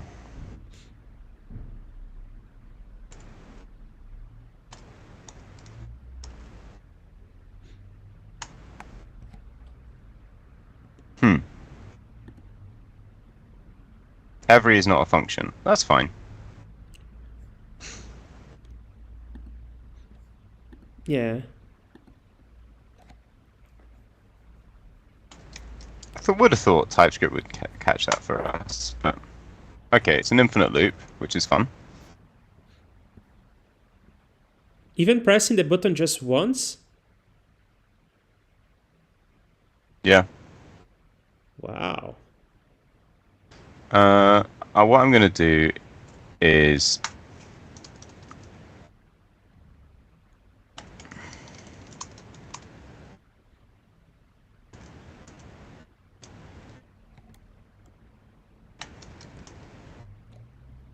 let's say just like 20. Is the terminal still working for you? No, it's broken. But can you paste the inputs or something? Or the I outputs? will kill the terminal and create it again because it doesn't take very long. There we go. Now do you see it? I see that. So Cool. So what I'm doing is I'm just breaking off to 20 iterations so that so that we can. we're dealing just, with this first example. And Mhm. the graph we have verified in the past. I'll stop printing the graph for now. But now the button is low. Broadcaster is low. And where is... Oh, I suppose it's doing the right thing. It's sending to A, B, and C. Then A is high, and that's right. And B is high, and C is high. That's right. And then we should see the inverter, but we start seeing B and C again. I want to double check the logic of push and shift. Do you remember the trick? I remember the joke. I don't remember the trick. No, that's the joke. Yeah, it's the same thing. No, but I remember the joke, but I still don't get it. Are you absolutely 100% confident about push and shift? Yeah, so push always adds to the end. Pop takes it off the end. Shift pops it off the start. And unshift puts it back in. Okay. So we are pushing things to the end and we are getting it from the beginning. So we are 100% confident that this is right. 100%, yeah. So why would it be that we are seeing B and C again here?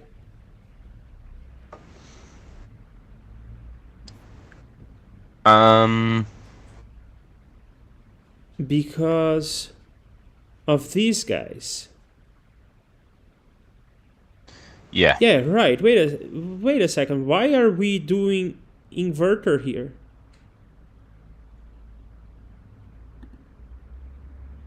We or at least I misunderstand the logic, the problem statement. Because I thought that A would enqueue B to work again and B would enqueue C to work again. Oh, but they do work again. So no, I'm misunderstanding the outputs here. Button sends to broadcaster. Broadcaster sends to A. A sends to... And broadcaster sends to B and C as well. We just don't read it here because we're not printing, but that's all right. Then A sends high to B. Would you like me to print where they're going out to? Yeah, it doesn't matter. Well? B is sending a high to C. And C is sending a high to the inverter. How come we are not running the inverter now? What is making us run B again? It's not on the list. It has already been processed.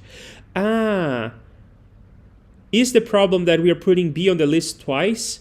Should it not be a list, but a kind of like a list without repeats? Perhaps we should only push to the list if the open list includes child not... Oops, I cannot run the formatter, but you see what I mean?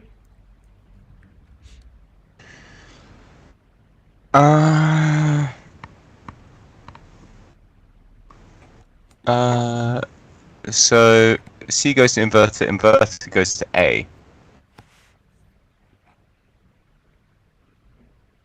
Yeah, we're gonna need some notion of scene. So is there a loop here? So goes to A, B goes to C, C goes to inverter, inverter go back to A. That's the loop, isn't it? Can you run this version? Sure.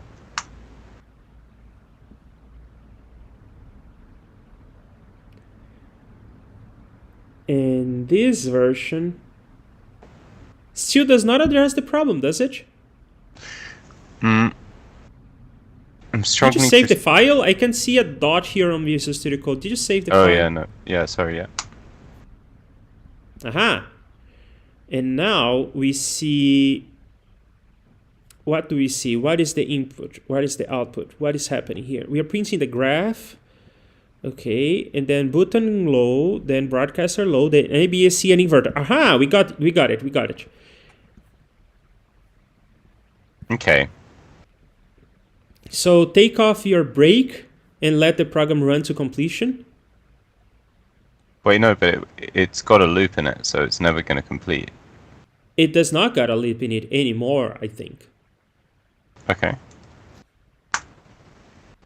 Yeah, it does. Yeah, it does. Oh, wow. So why would that be? I'm creating a new terminal. So you should... I'm not fully understanding. Can we go through the example again? Let me get the... It's here. Yeah, so let me have a look at your screen. So we start at A, pointing to A, B, and C. And then... Wait, is this the right example? This is the right example. Okay. So... And where do we differ? So we go to A, B and C high. That's fine.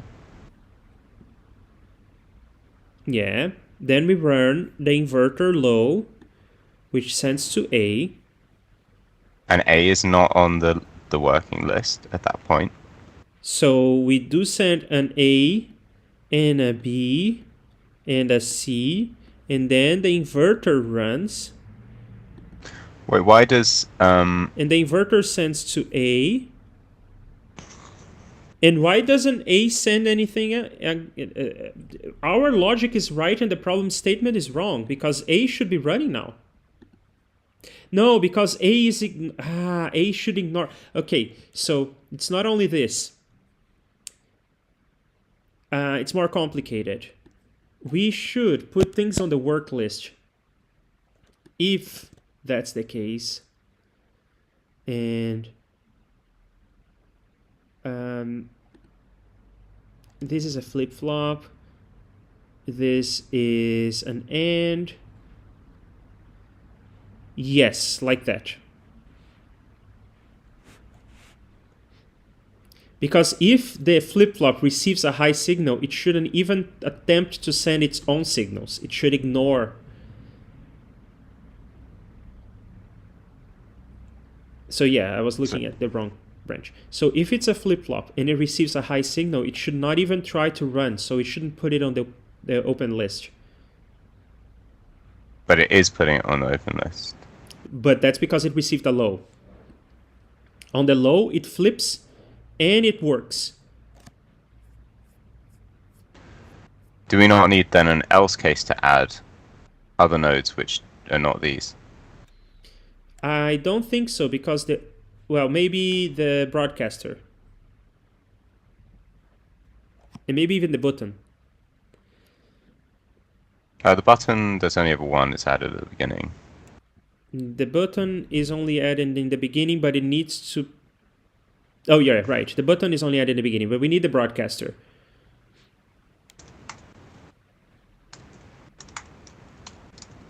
And then... Let's put an else if here, just because... Now it completes.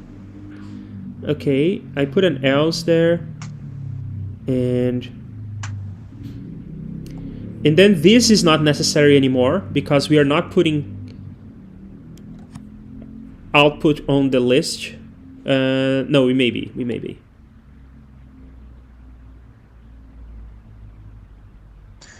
No, we are not. We're If the not, child type is output, then this is. So I claim that this is unnecessary. it doesn't bother me having it there. Okay. And it bothers me having the type thing. Okay. Um, So now I mean, I would prefer to assert that it doesn't. It's like it's in the graph, rather than doing that. But yeah. okay. So And do we get the right counts? 6 lows and 4 highs. So 1, 2, 3, 4, 5, 6, 7, 8. We do not get the right count. And for the highs, 1, 2, 3, 4. For that one, we get the right count.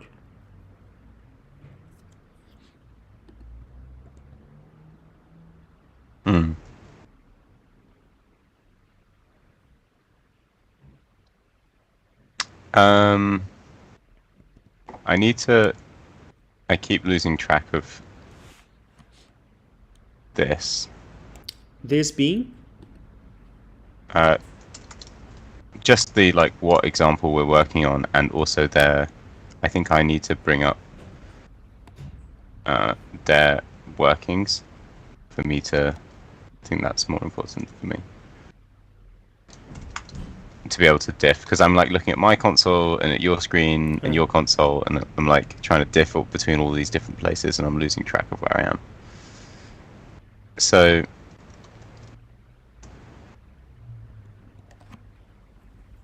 button low, we have that. Broadcaster low. Then A to high. A to con. No, con? No. You have this wrong. Have I pasted in the wrong example? You have. Because our graph doesn't even have con. Yeah, okay, fine. That's a very good sign, isn't it? Signal. Oh yeah, okay. It's this one.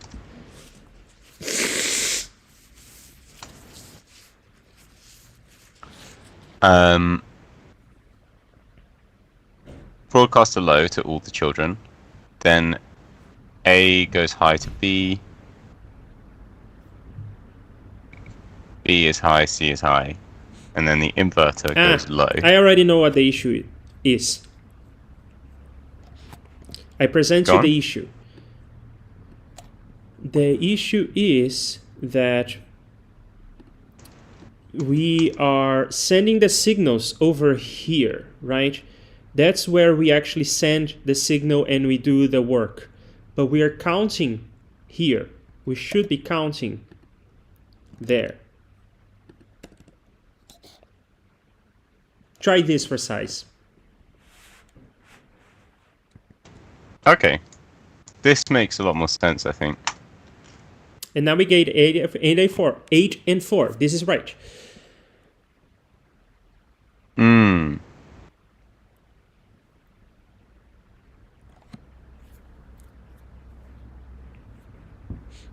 Mm-hmm.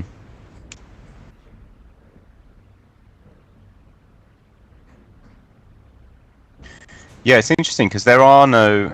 The reason that I was getting a little bit messed up is that there are no other nodes other than conjunction and flip-flop. And these two always store the state. So therefore there is no... If there were like some pass-through nodes, so say like we could have multiple broadcasters, or we could have just nodes which have no like special thing, then we would need to store the state that they receive so we can carry it across. Yeah. But there are none of those, right? And I think that's what I was missing from your understanding and why this works. Does that make sense? Uh-huh. Okay, cool. I'm finally with you. Finally caught up to your speed. And there is another factor that plays into this, that not only there is only one broadcaster, but the broadcaster is guaranteed to broadcast low. So the line that we wrote, oh wow, this code is long now. Yeah, it's just an else where it's always low. Yes, this line here is what solves the mystery in your head. The broadcaster is always low, and we are encoding this here. Mm-hmm. Okay, so we are all in agreement. Can we run the what they call a more interesting example? Yeah,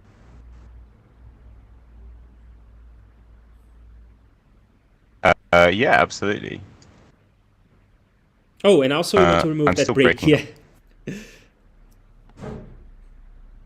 We're going to have times. Should we do that?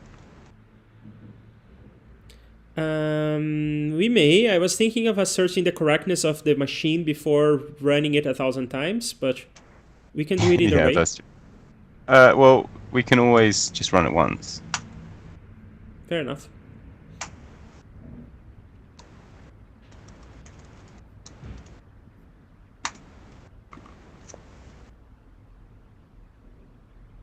All right. Let me get rid of all these comments.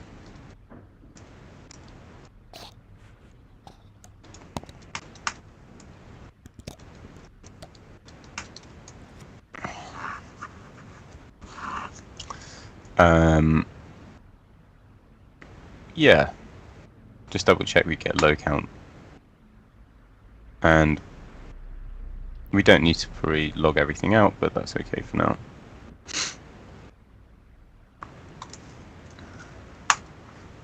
Four.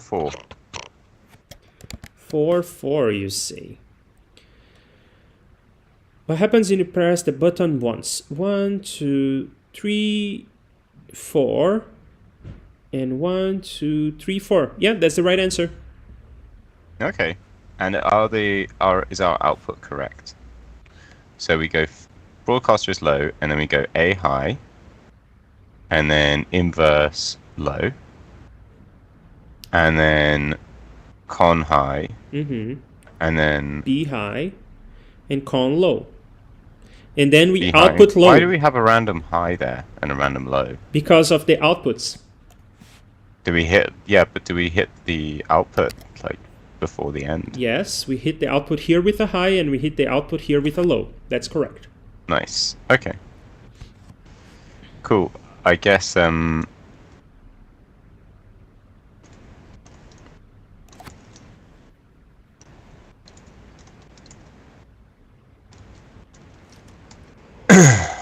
yeah. Now we can run it on the real deal. Well, no, we still need to do the thing where yeah. we do 1,000 times, right?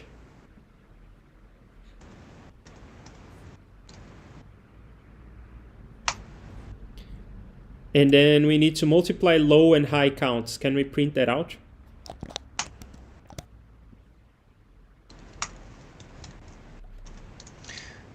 That has got to be Copilot knows about this problem.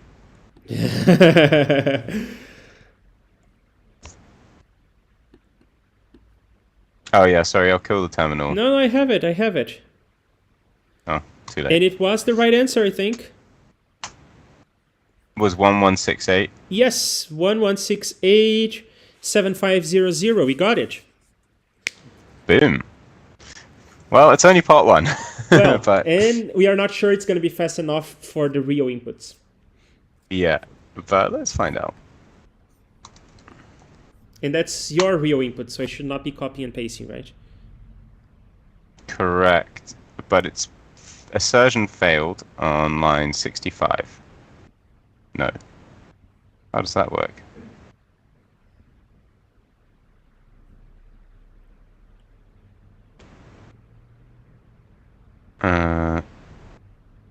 Okay, I'm not sure. These Are the import maps set up properly by TSM? Can we trust this line number? yeah, I'm not sure. I said import maps. I think I said import maps. It's source maps.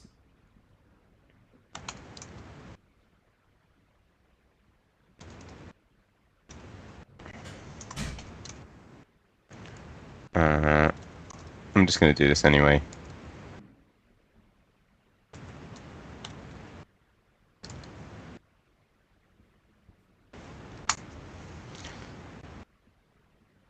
Two module not found for RX. Huh. Oh, it's That's interesting. your inputs. So, what is special about RX? RX appears on the right and not on the left. That's what's special about RX. Okay, so I guess instead of throwing in that scenario, You just ignore it.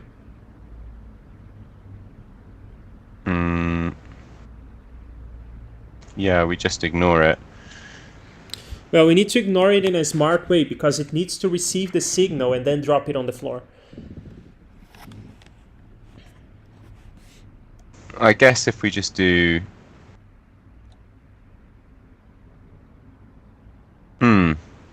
So we need to build it then.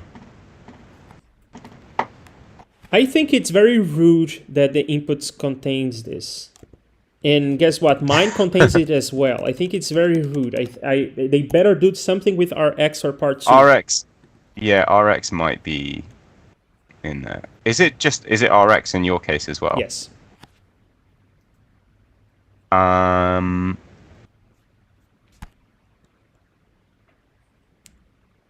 In my inputs, the real inputs are all 2 letters. All the nodes are 2 letters. That's...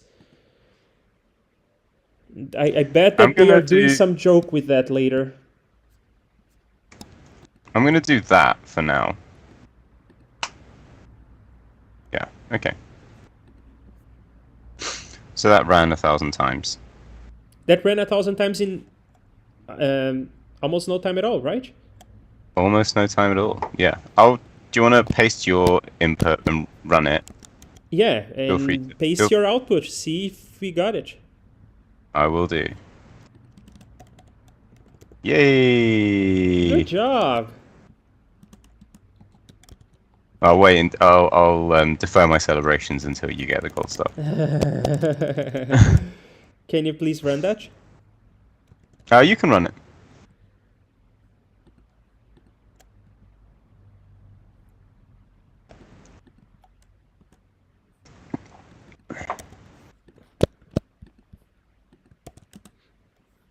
Yay! Hey!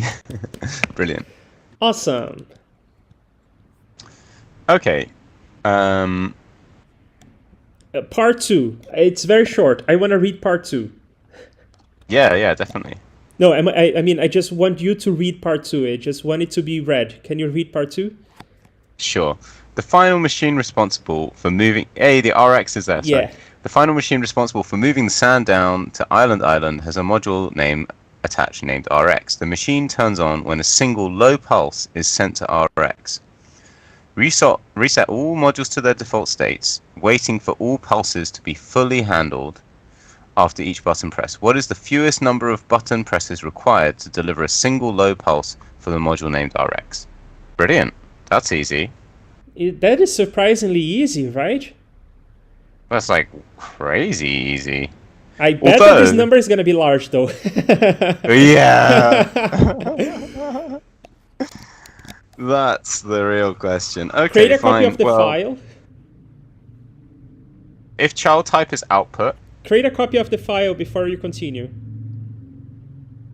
Okay, sure.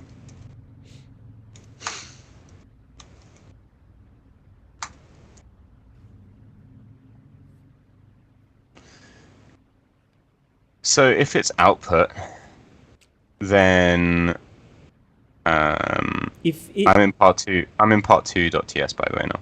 Ah, okay. I will go there. And I suppose what we have to do is change this for loop into a while true. Then, when pressing the button, don't console log the output. Check if it is receiving a low.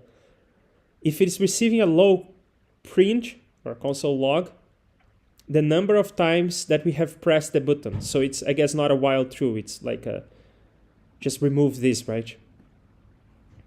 And then print I. Yeah.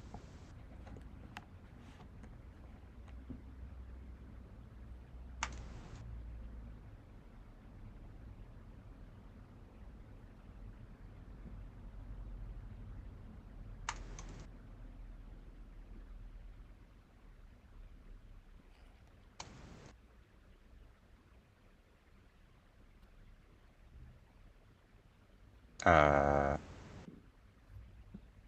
okay. And then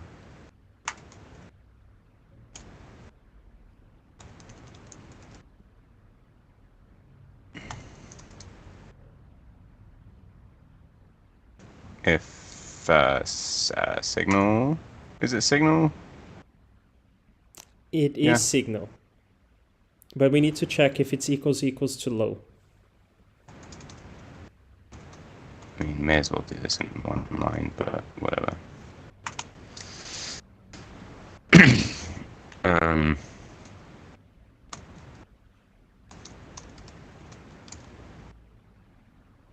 if okay, then break, and then well, let's just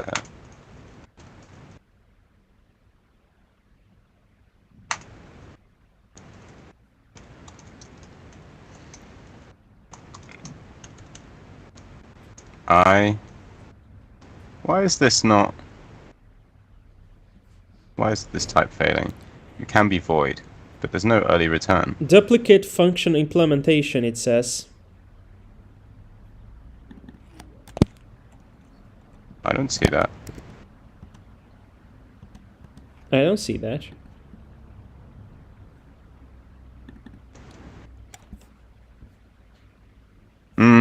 Is it reading it from the other file? I was thinking of that, but I don't think so.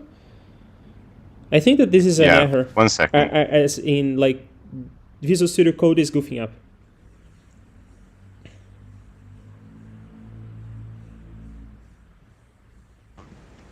Sorry, yeah, I'm back.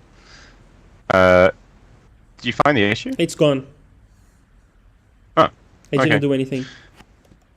Oh, cool.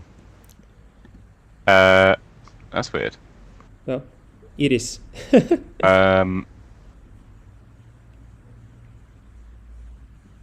not going to get lots of printing, so if I%, I'm going to get rid of the low count on high count stuff because it's confusing.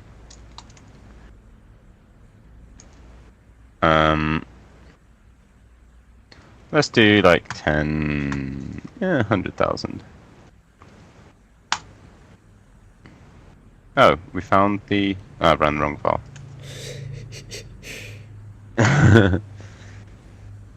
Okay. So now they're not going to give it to us that easy.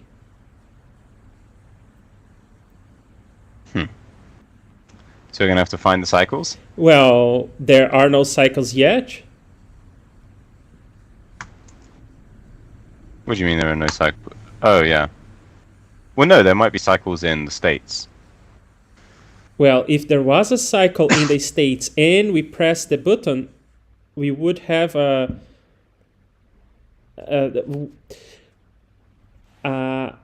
execution of the machine is based on the internal state of the flip-flops and the conjunctions. So if the internal state of no, you're right. Okay. So that we haven't found a cycle yet.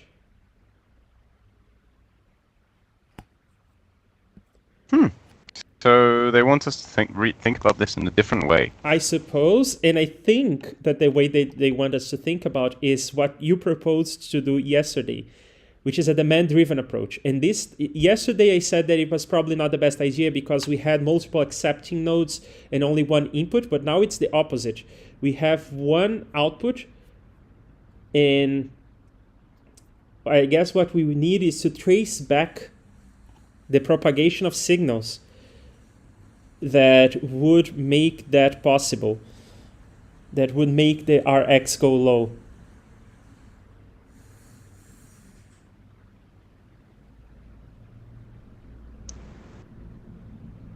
Yeah.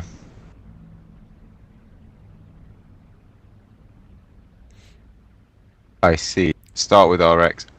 This whole file is like going red though, and then not going red. It's really weird. It's really weird. Oh well. I'm not sure. I'll come back to that. Yeah, so we can start. How are we going to do that? Start from low, Yeah, if it is the case that Rx is low, then it must be the case that all of the inputs of NC are high, because that's what makes it send a low, right? No, or its inputs are low. God damn it, why did they make low and high the opposite of the usual intuition? A conjunction will send if all the inputs are high, then it sends a low. Okay, so for Rx to receive a low, all the inputs of NC are high. What are the inputs of NC? Well, they are Fn and Fh and Hh. So all of these guys need to send a high. And they are conjunctions. When would they send a high? They send high when one of its inputs is low. So now you need to find what are all the inputs of these guys and what would make them low. I mean, say we found a configuration which works. How do we work out how many button presses it took? That's a good point.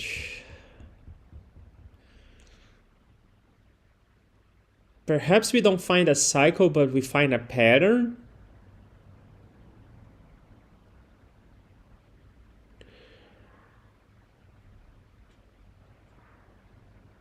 Because they did say something here, like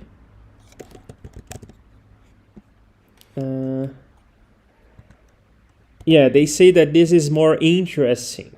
And when they traced through the executions, A and B went high, and then one of the two went low, and then the other went low, and then both went low, and the cycle repeated. But it gave, like, there was some sort of structure, right? There was some sort of, like, maybe the flip-flops are counting up. And then if you find this pattern here, like maybe if you sort all the names alphabetically, then you will realize that the flip-flops, every time you press the button, they're counting up in binary. And then you will be able to just look, okay, if we want Rx to be low, then we just need to find configuration such and such. Like, it's going to be 1 trillion, you know? We have enough flip-flops to count up to a very high number.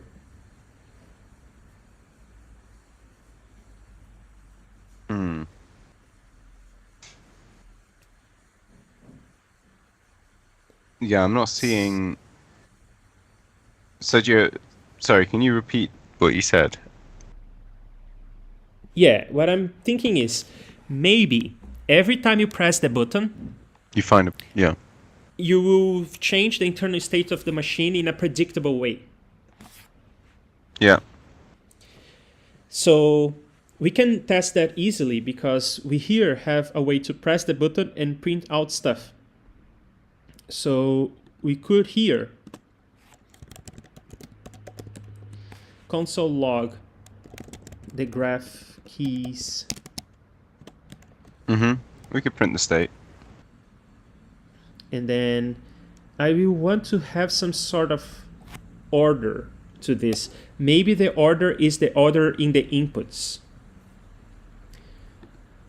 So I will just print the flip-flops because when they were explaining the program, they didn't really care about the... Well, they only had an inverter, but they also had a combination thing. A conjunction module. But do they even talk about the state of the conjunction module? No. They only bring up the states of the flip-flops. So I'll just print the states of the flip-flops. This is going to be a module. You might need to do a for loop. I'm not sure. I think keys is iterable, but not. Anyway.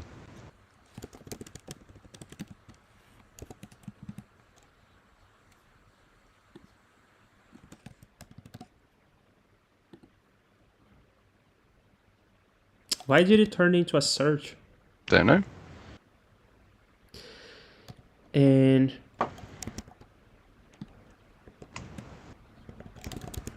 I will map such that the module gives us its state, and then TypeScript is going to complain because it doesn't know that I filtered, so I have to do it the other way around.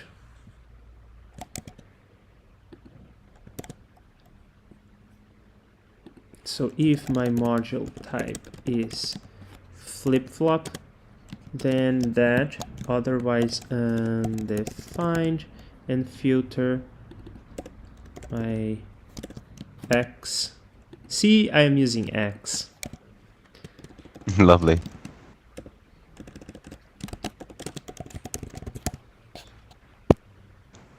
And I cannot use the formatter. And let's... You can just trust the environment. Ah, so that's what it is.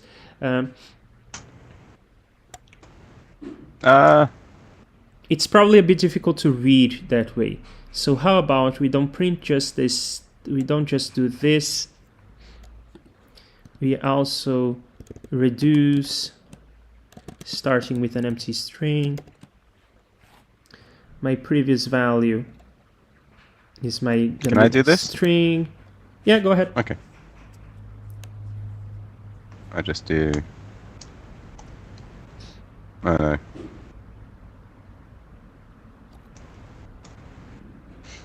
There you go. Is that right? No, that's not what I want. I want my X. Do you want to join? If my X is high, I want it to print a 0. Otherwise a 1. And then, yes, join. Why doesn't it like my join? Because it's already a string. I already joined. Just remove the join. There.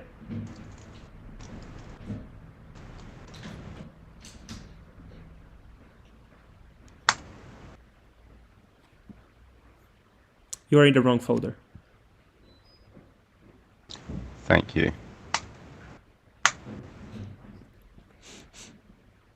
Now stare at this and find a pattern. You're actually being serious, though.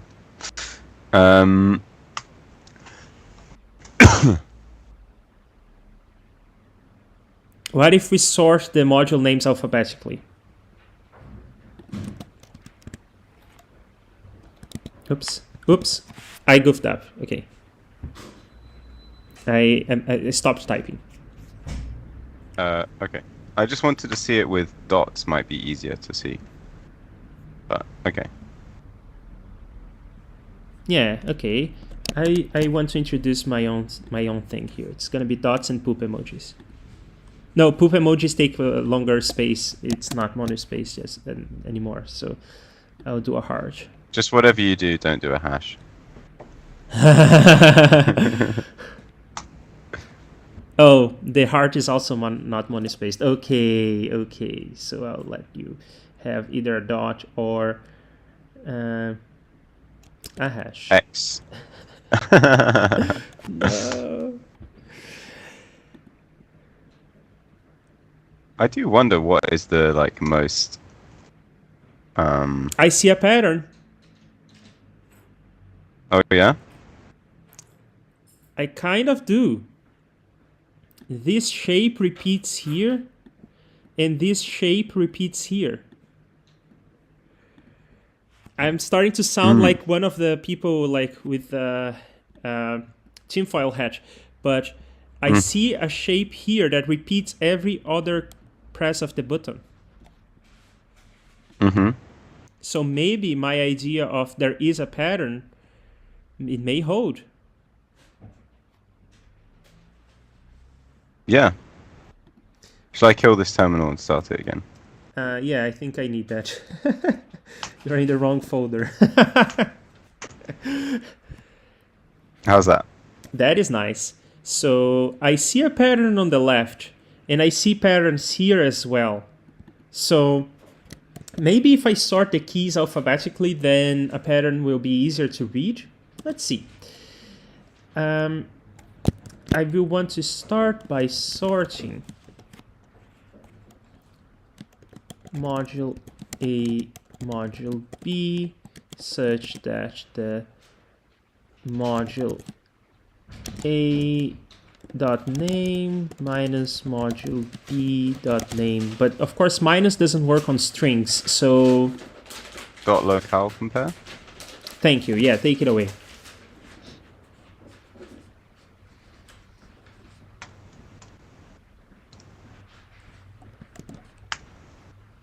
Wait, what?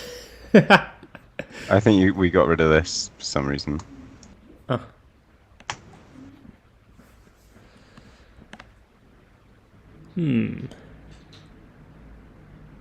I still see patterns, but they are not trivial. Maybe the patterns don't occur just like globally, but each flip-flop has a pattern. For instance, this first flip-flop on the left is clearly never turning on. This one is clearly alternating every other press. This one is clearly alternating every 4 presses. This one also every 4 presses. And maybe we can look at each flip-flop individually, uncover the pattern, which seems to hold for every flip-flop. And then we will be able to, like for any given configuration, we are able to say, okay, that many presses of the button will get us there, because it's going to be the lowest common multiple of all the patterns that we need to. Yeah. Well, that is something that we will not do now. Because perhaps not. Now we need to do 2 things. We need to find what is the stage that gets an Rx low, and how many presses do we need to get to that stage?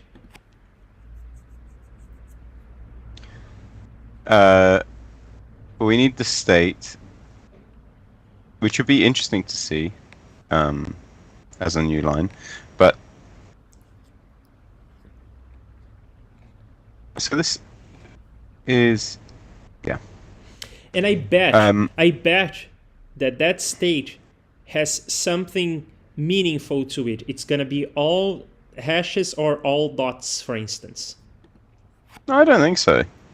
I think so, because I think that if they are all hashes or all dots, most probably all dots, then well, let's try that. Let's just make them all dots. The least common multiple will be easier to compute. I don't think that they want us to use the Chinese reminder theorem here. Why don't we just make them all high and then see if it outputs low? I see what you mean. If we just start with this, just to verify if we start with, no, don't change it there. Let's do a hackish thing before we press the button.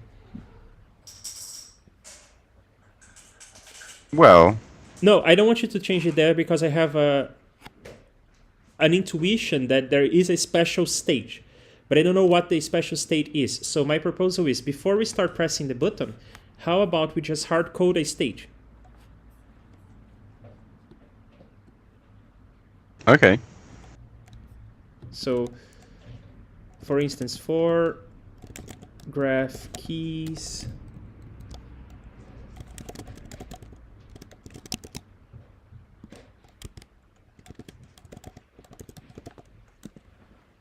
Writing Python again.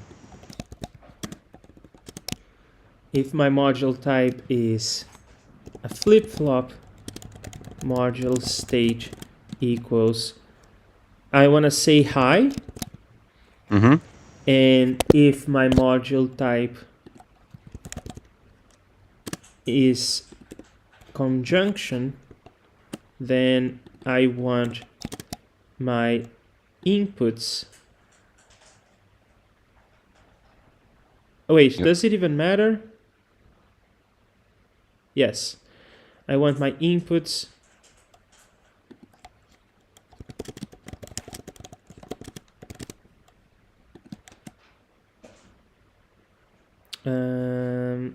But that's not how it goes. This is a map.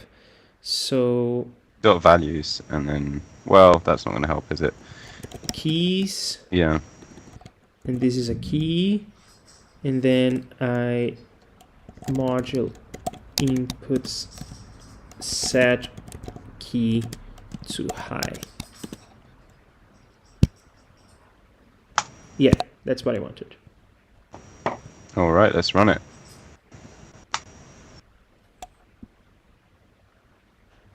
Do they all start high to begin with? They all start low, don't they? Ah. So no, my intuition that the state would have this special property doesn't hold, because they all start low.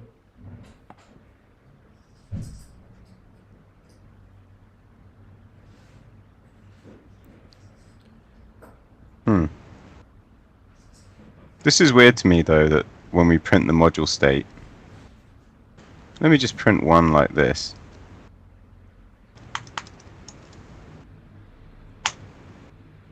Yeah, so you can see the very first one. It's all dots. And then it turns into all asterisks Yeah, or hashes. yeah. Isn't that something? Definitely is.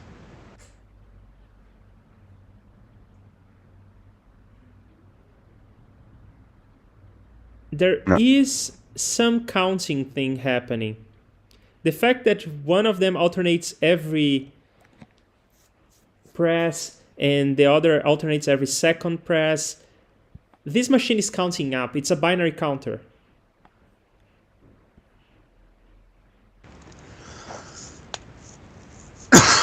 Yeah. And it starts all low.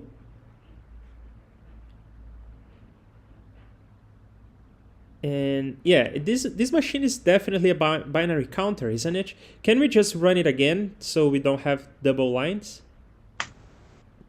Okay. No, it's not a binary counter, because if it was, then it would flip a single digit here. But that might be because of how we've sorted the modules. Okay. I don't think that we might need to sort it, but maybe not like this. No, but if it was a counter, then it would flip a single dot in the first press of the button. But we're not logging out the ands. What is okay. The conjunctions. I don't know if that's... But even then, this only makes the problem worse, right? Yeah, it's not simply a counter. And I still think that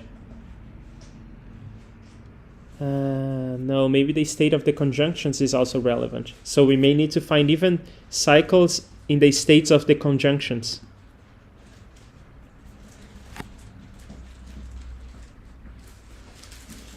Yeah. But I still think, like, if we find a pattern in the state, your idea should still hold. Like, we should still be able to work out when we hit that state and when we will take the LCM of all of the numbers for all of their individual cycles. Yeah. Let us remember that there is an initial cycle here, so I guess I would just do the thing you did and press the button after logging so that we can read the first press or before the first press. Can you run this? You don't want to sort the module names, though. Doesn't matter. What I'm trying to see is if it is the case that not only there is a pattern, but also this is at the start of the pattern every time. So some of them seem to be alternating every other, like this and that. Others are alternating every 4, and I count 1, 2, 3, 4, 1, 2, 3, 4. Yeah. This is alternating every 2, and it's also in the beginning.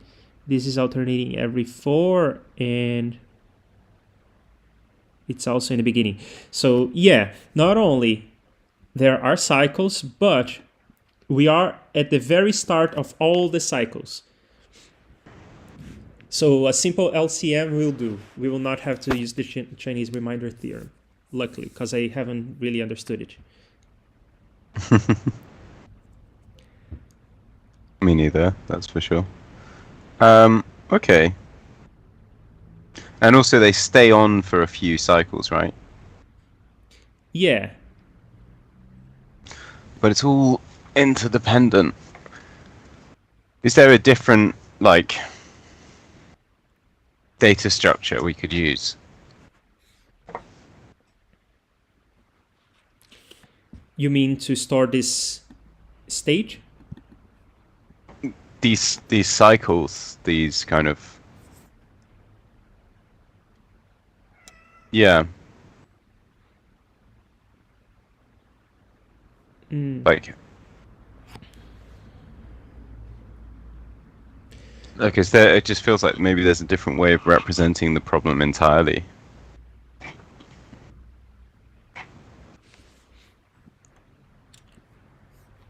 You may be right, yes. What happened again when we did this?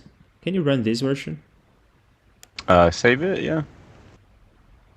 Yeah. And I think it's unfortunate that I have to ask you every time, but that's how it goes. That's okay. So it is the case when everything is high, everything goes low. Excuse me. Yeah, that is weird, isn't it? So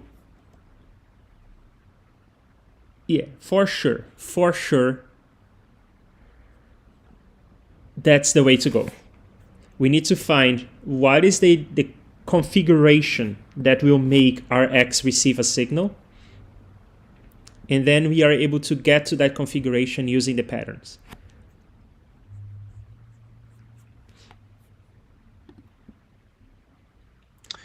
Yeah, so I wonder if we just need to find the cycle.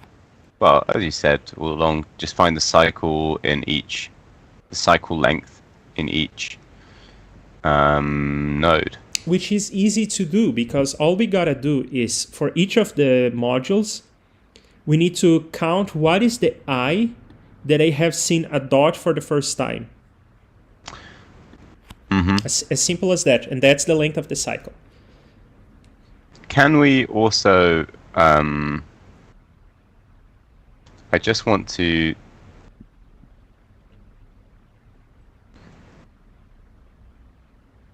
log the ands to see how, because I think we're going to have to detect the cycles there as well. Yes, I agree with you.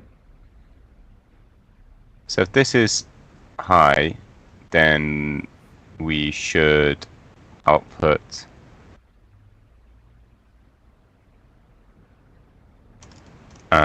let's say a star. If it's a module dot type is a and,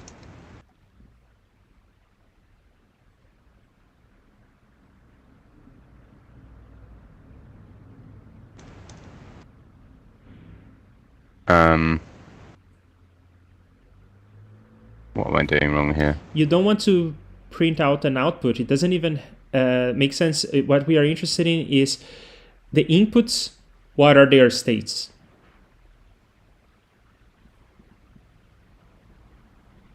It is this line that I wrote here.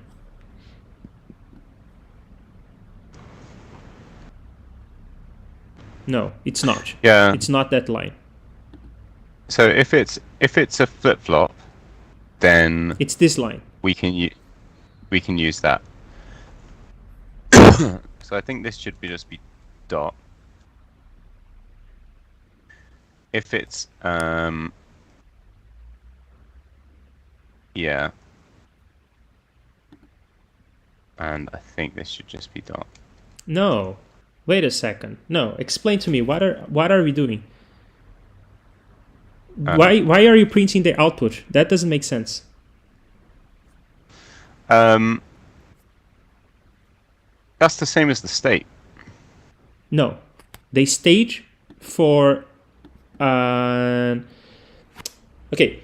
The stage is to the flip flop as the inputs are to the conjunction.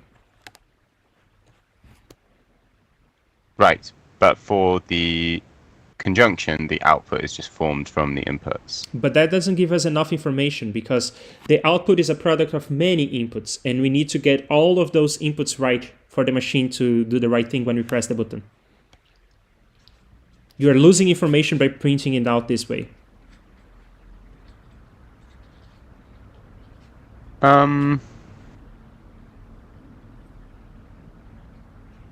Yeah, we are, and we're also losing information by having the same dot for all of these.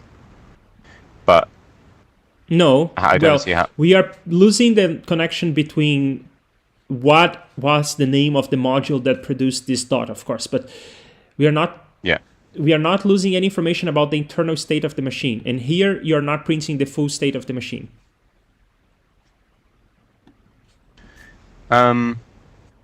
What would you suggest instead then? Because Okay, so Yeah. if the module state is hi, so here I would check what is my module type. If it is a conjunction, no, that does not really make sense. Does it make sense? Oh yes. Then here's another question mark, and this should be a column, right? Then I will take my module inputs and map them such that we get the input.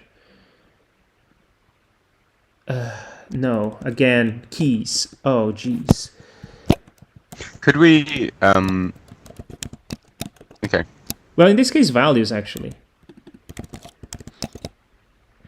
And just map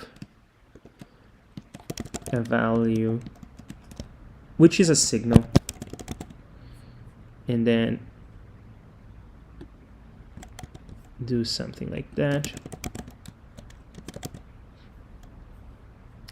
And then I would even say otherwise undefined, and then filter for the undefineds like we were doing before. Yeah, I think it's just kind of hard to read what's going on. So if we just do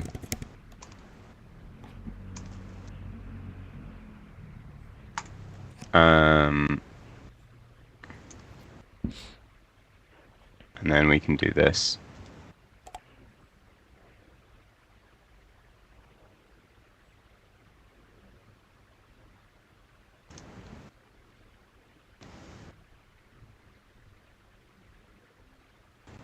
I want to do slightly different.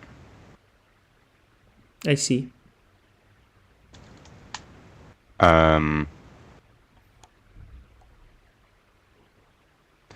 I mean, is that all right? Yeah, don't return a space, return nothing, and then we don't need to do the filter. Return, Okay. I mean empty string, return empty string. And then we don't need to do the filter. Okay. Now this is returning an array. Do we want to join it? Yes. And then I have some syntax error somewhere. Probably that. Cool.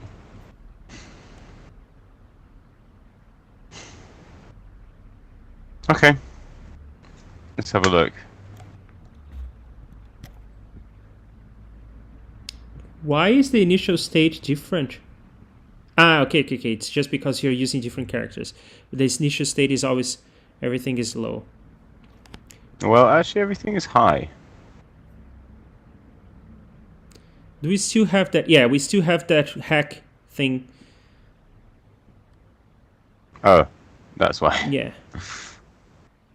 Got it.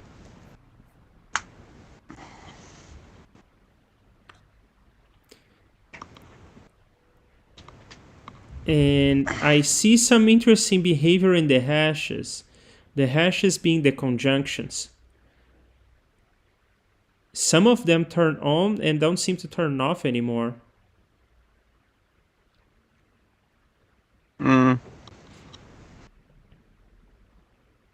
That breaks my assumption. But there are cycles. Some of them have cycles, some of them don't seem to.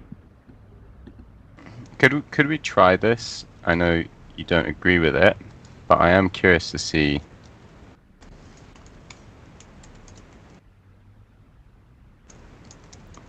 Can we how see this both? changes.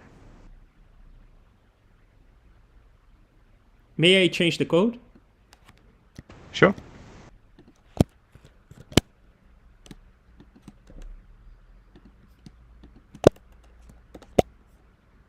And let's turn this into yet another character. So maybe, I don't know, this.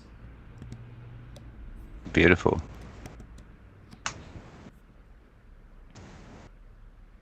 What? That's weird. What? There must be something wrong with how we are doing this. Ah, maybe operator precedence. Just put parentheses all around. Especially on the ternary. There we Yeah, go. that's more like it.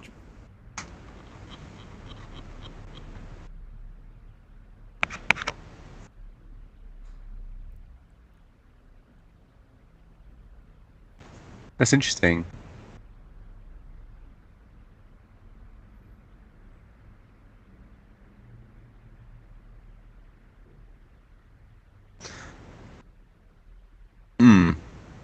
I guess maybe it would be more interesting if this was like... Yeah, okay.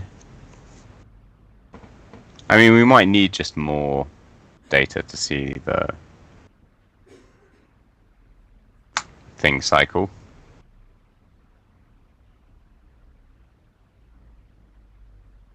Also, we're doing it with the real inputs. Yeah, because the non-real inputs don't have Rx and we didn't want to bother. And besides, there may be special But it's fine things- because we have output anyway. What do you mean we have Output and RX. Output and RX are the same thing in our program. Like we've defined them as these.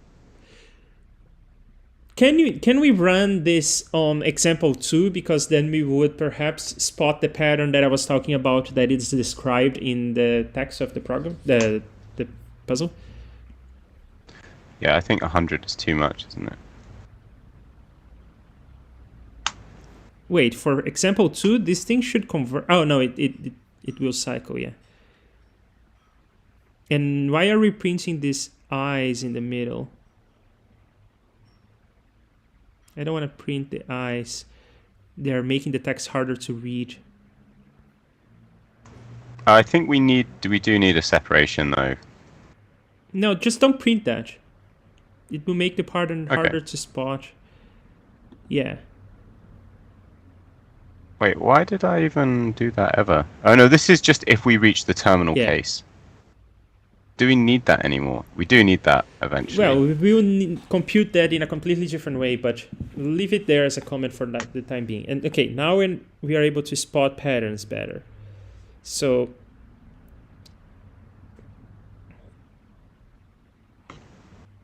yeah, there is only one thing that is bugging me. And that's the second to last column. Yeah. But I guess it's all right because we could say that this is 1, like it's a cycle of 1. If we use the naive implementation of just everything started with dots and then we go down and the first time we see a non-dot, we count that as the cycle. If we do that, then we would be counting 1 and then we can just ignore this column because it's never gonna change. Yeah, something like that. Maybe there are special cases to deal with, but the principle seems to apply where the pattern of stars and hashes, there seems to be a pattern here. Mm-hmm. All right.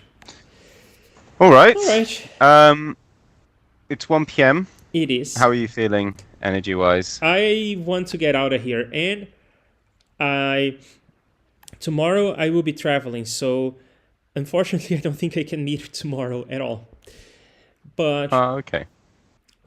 how about we do Friday at 10? Friday at 10. I do have something on Friday. Let me check what time it's meant to be. No, I have something at 11:30. So it could be in the afternoon though. I could come back for that. Back and meet you. Okay. Okay, so how about this? Let's leave it open.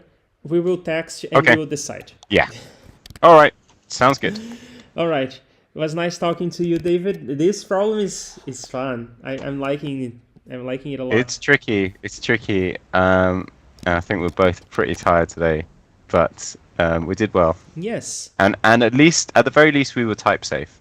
Yes. And Joshua, hello, says part 1 is quite confusing, but it's all implementation, so not too bad. Not the most fun though. Part 2 requires looking at the input.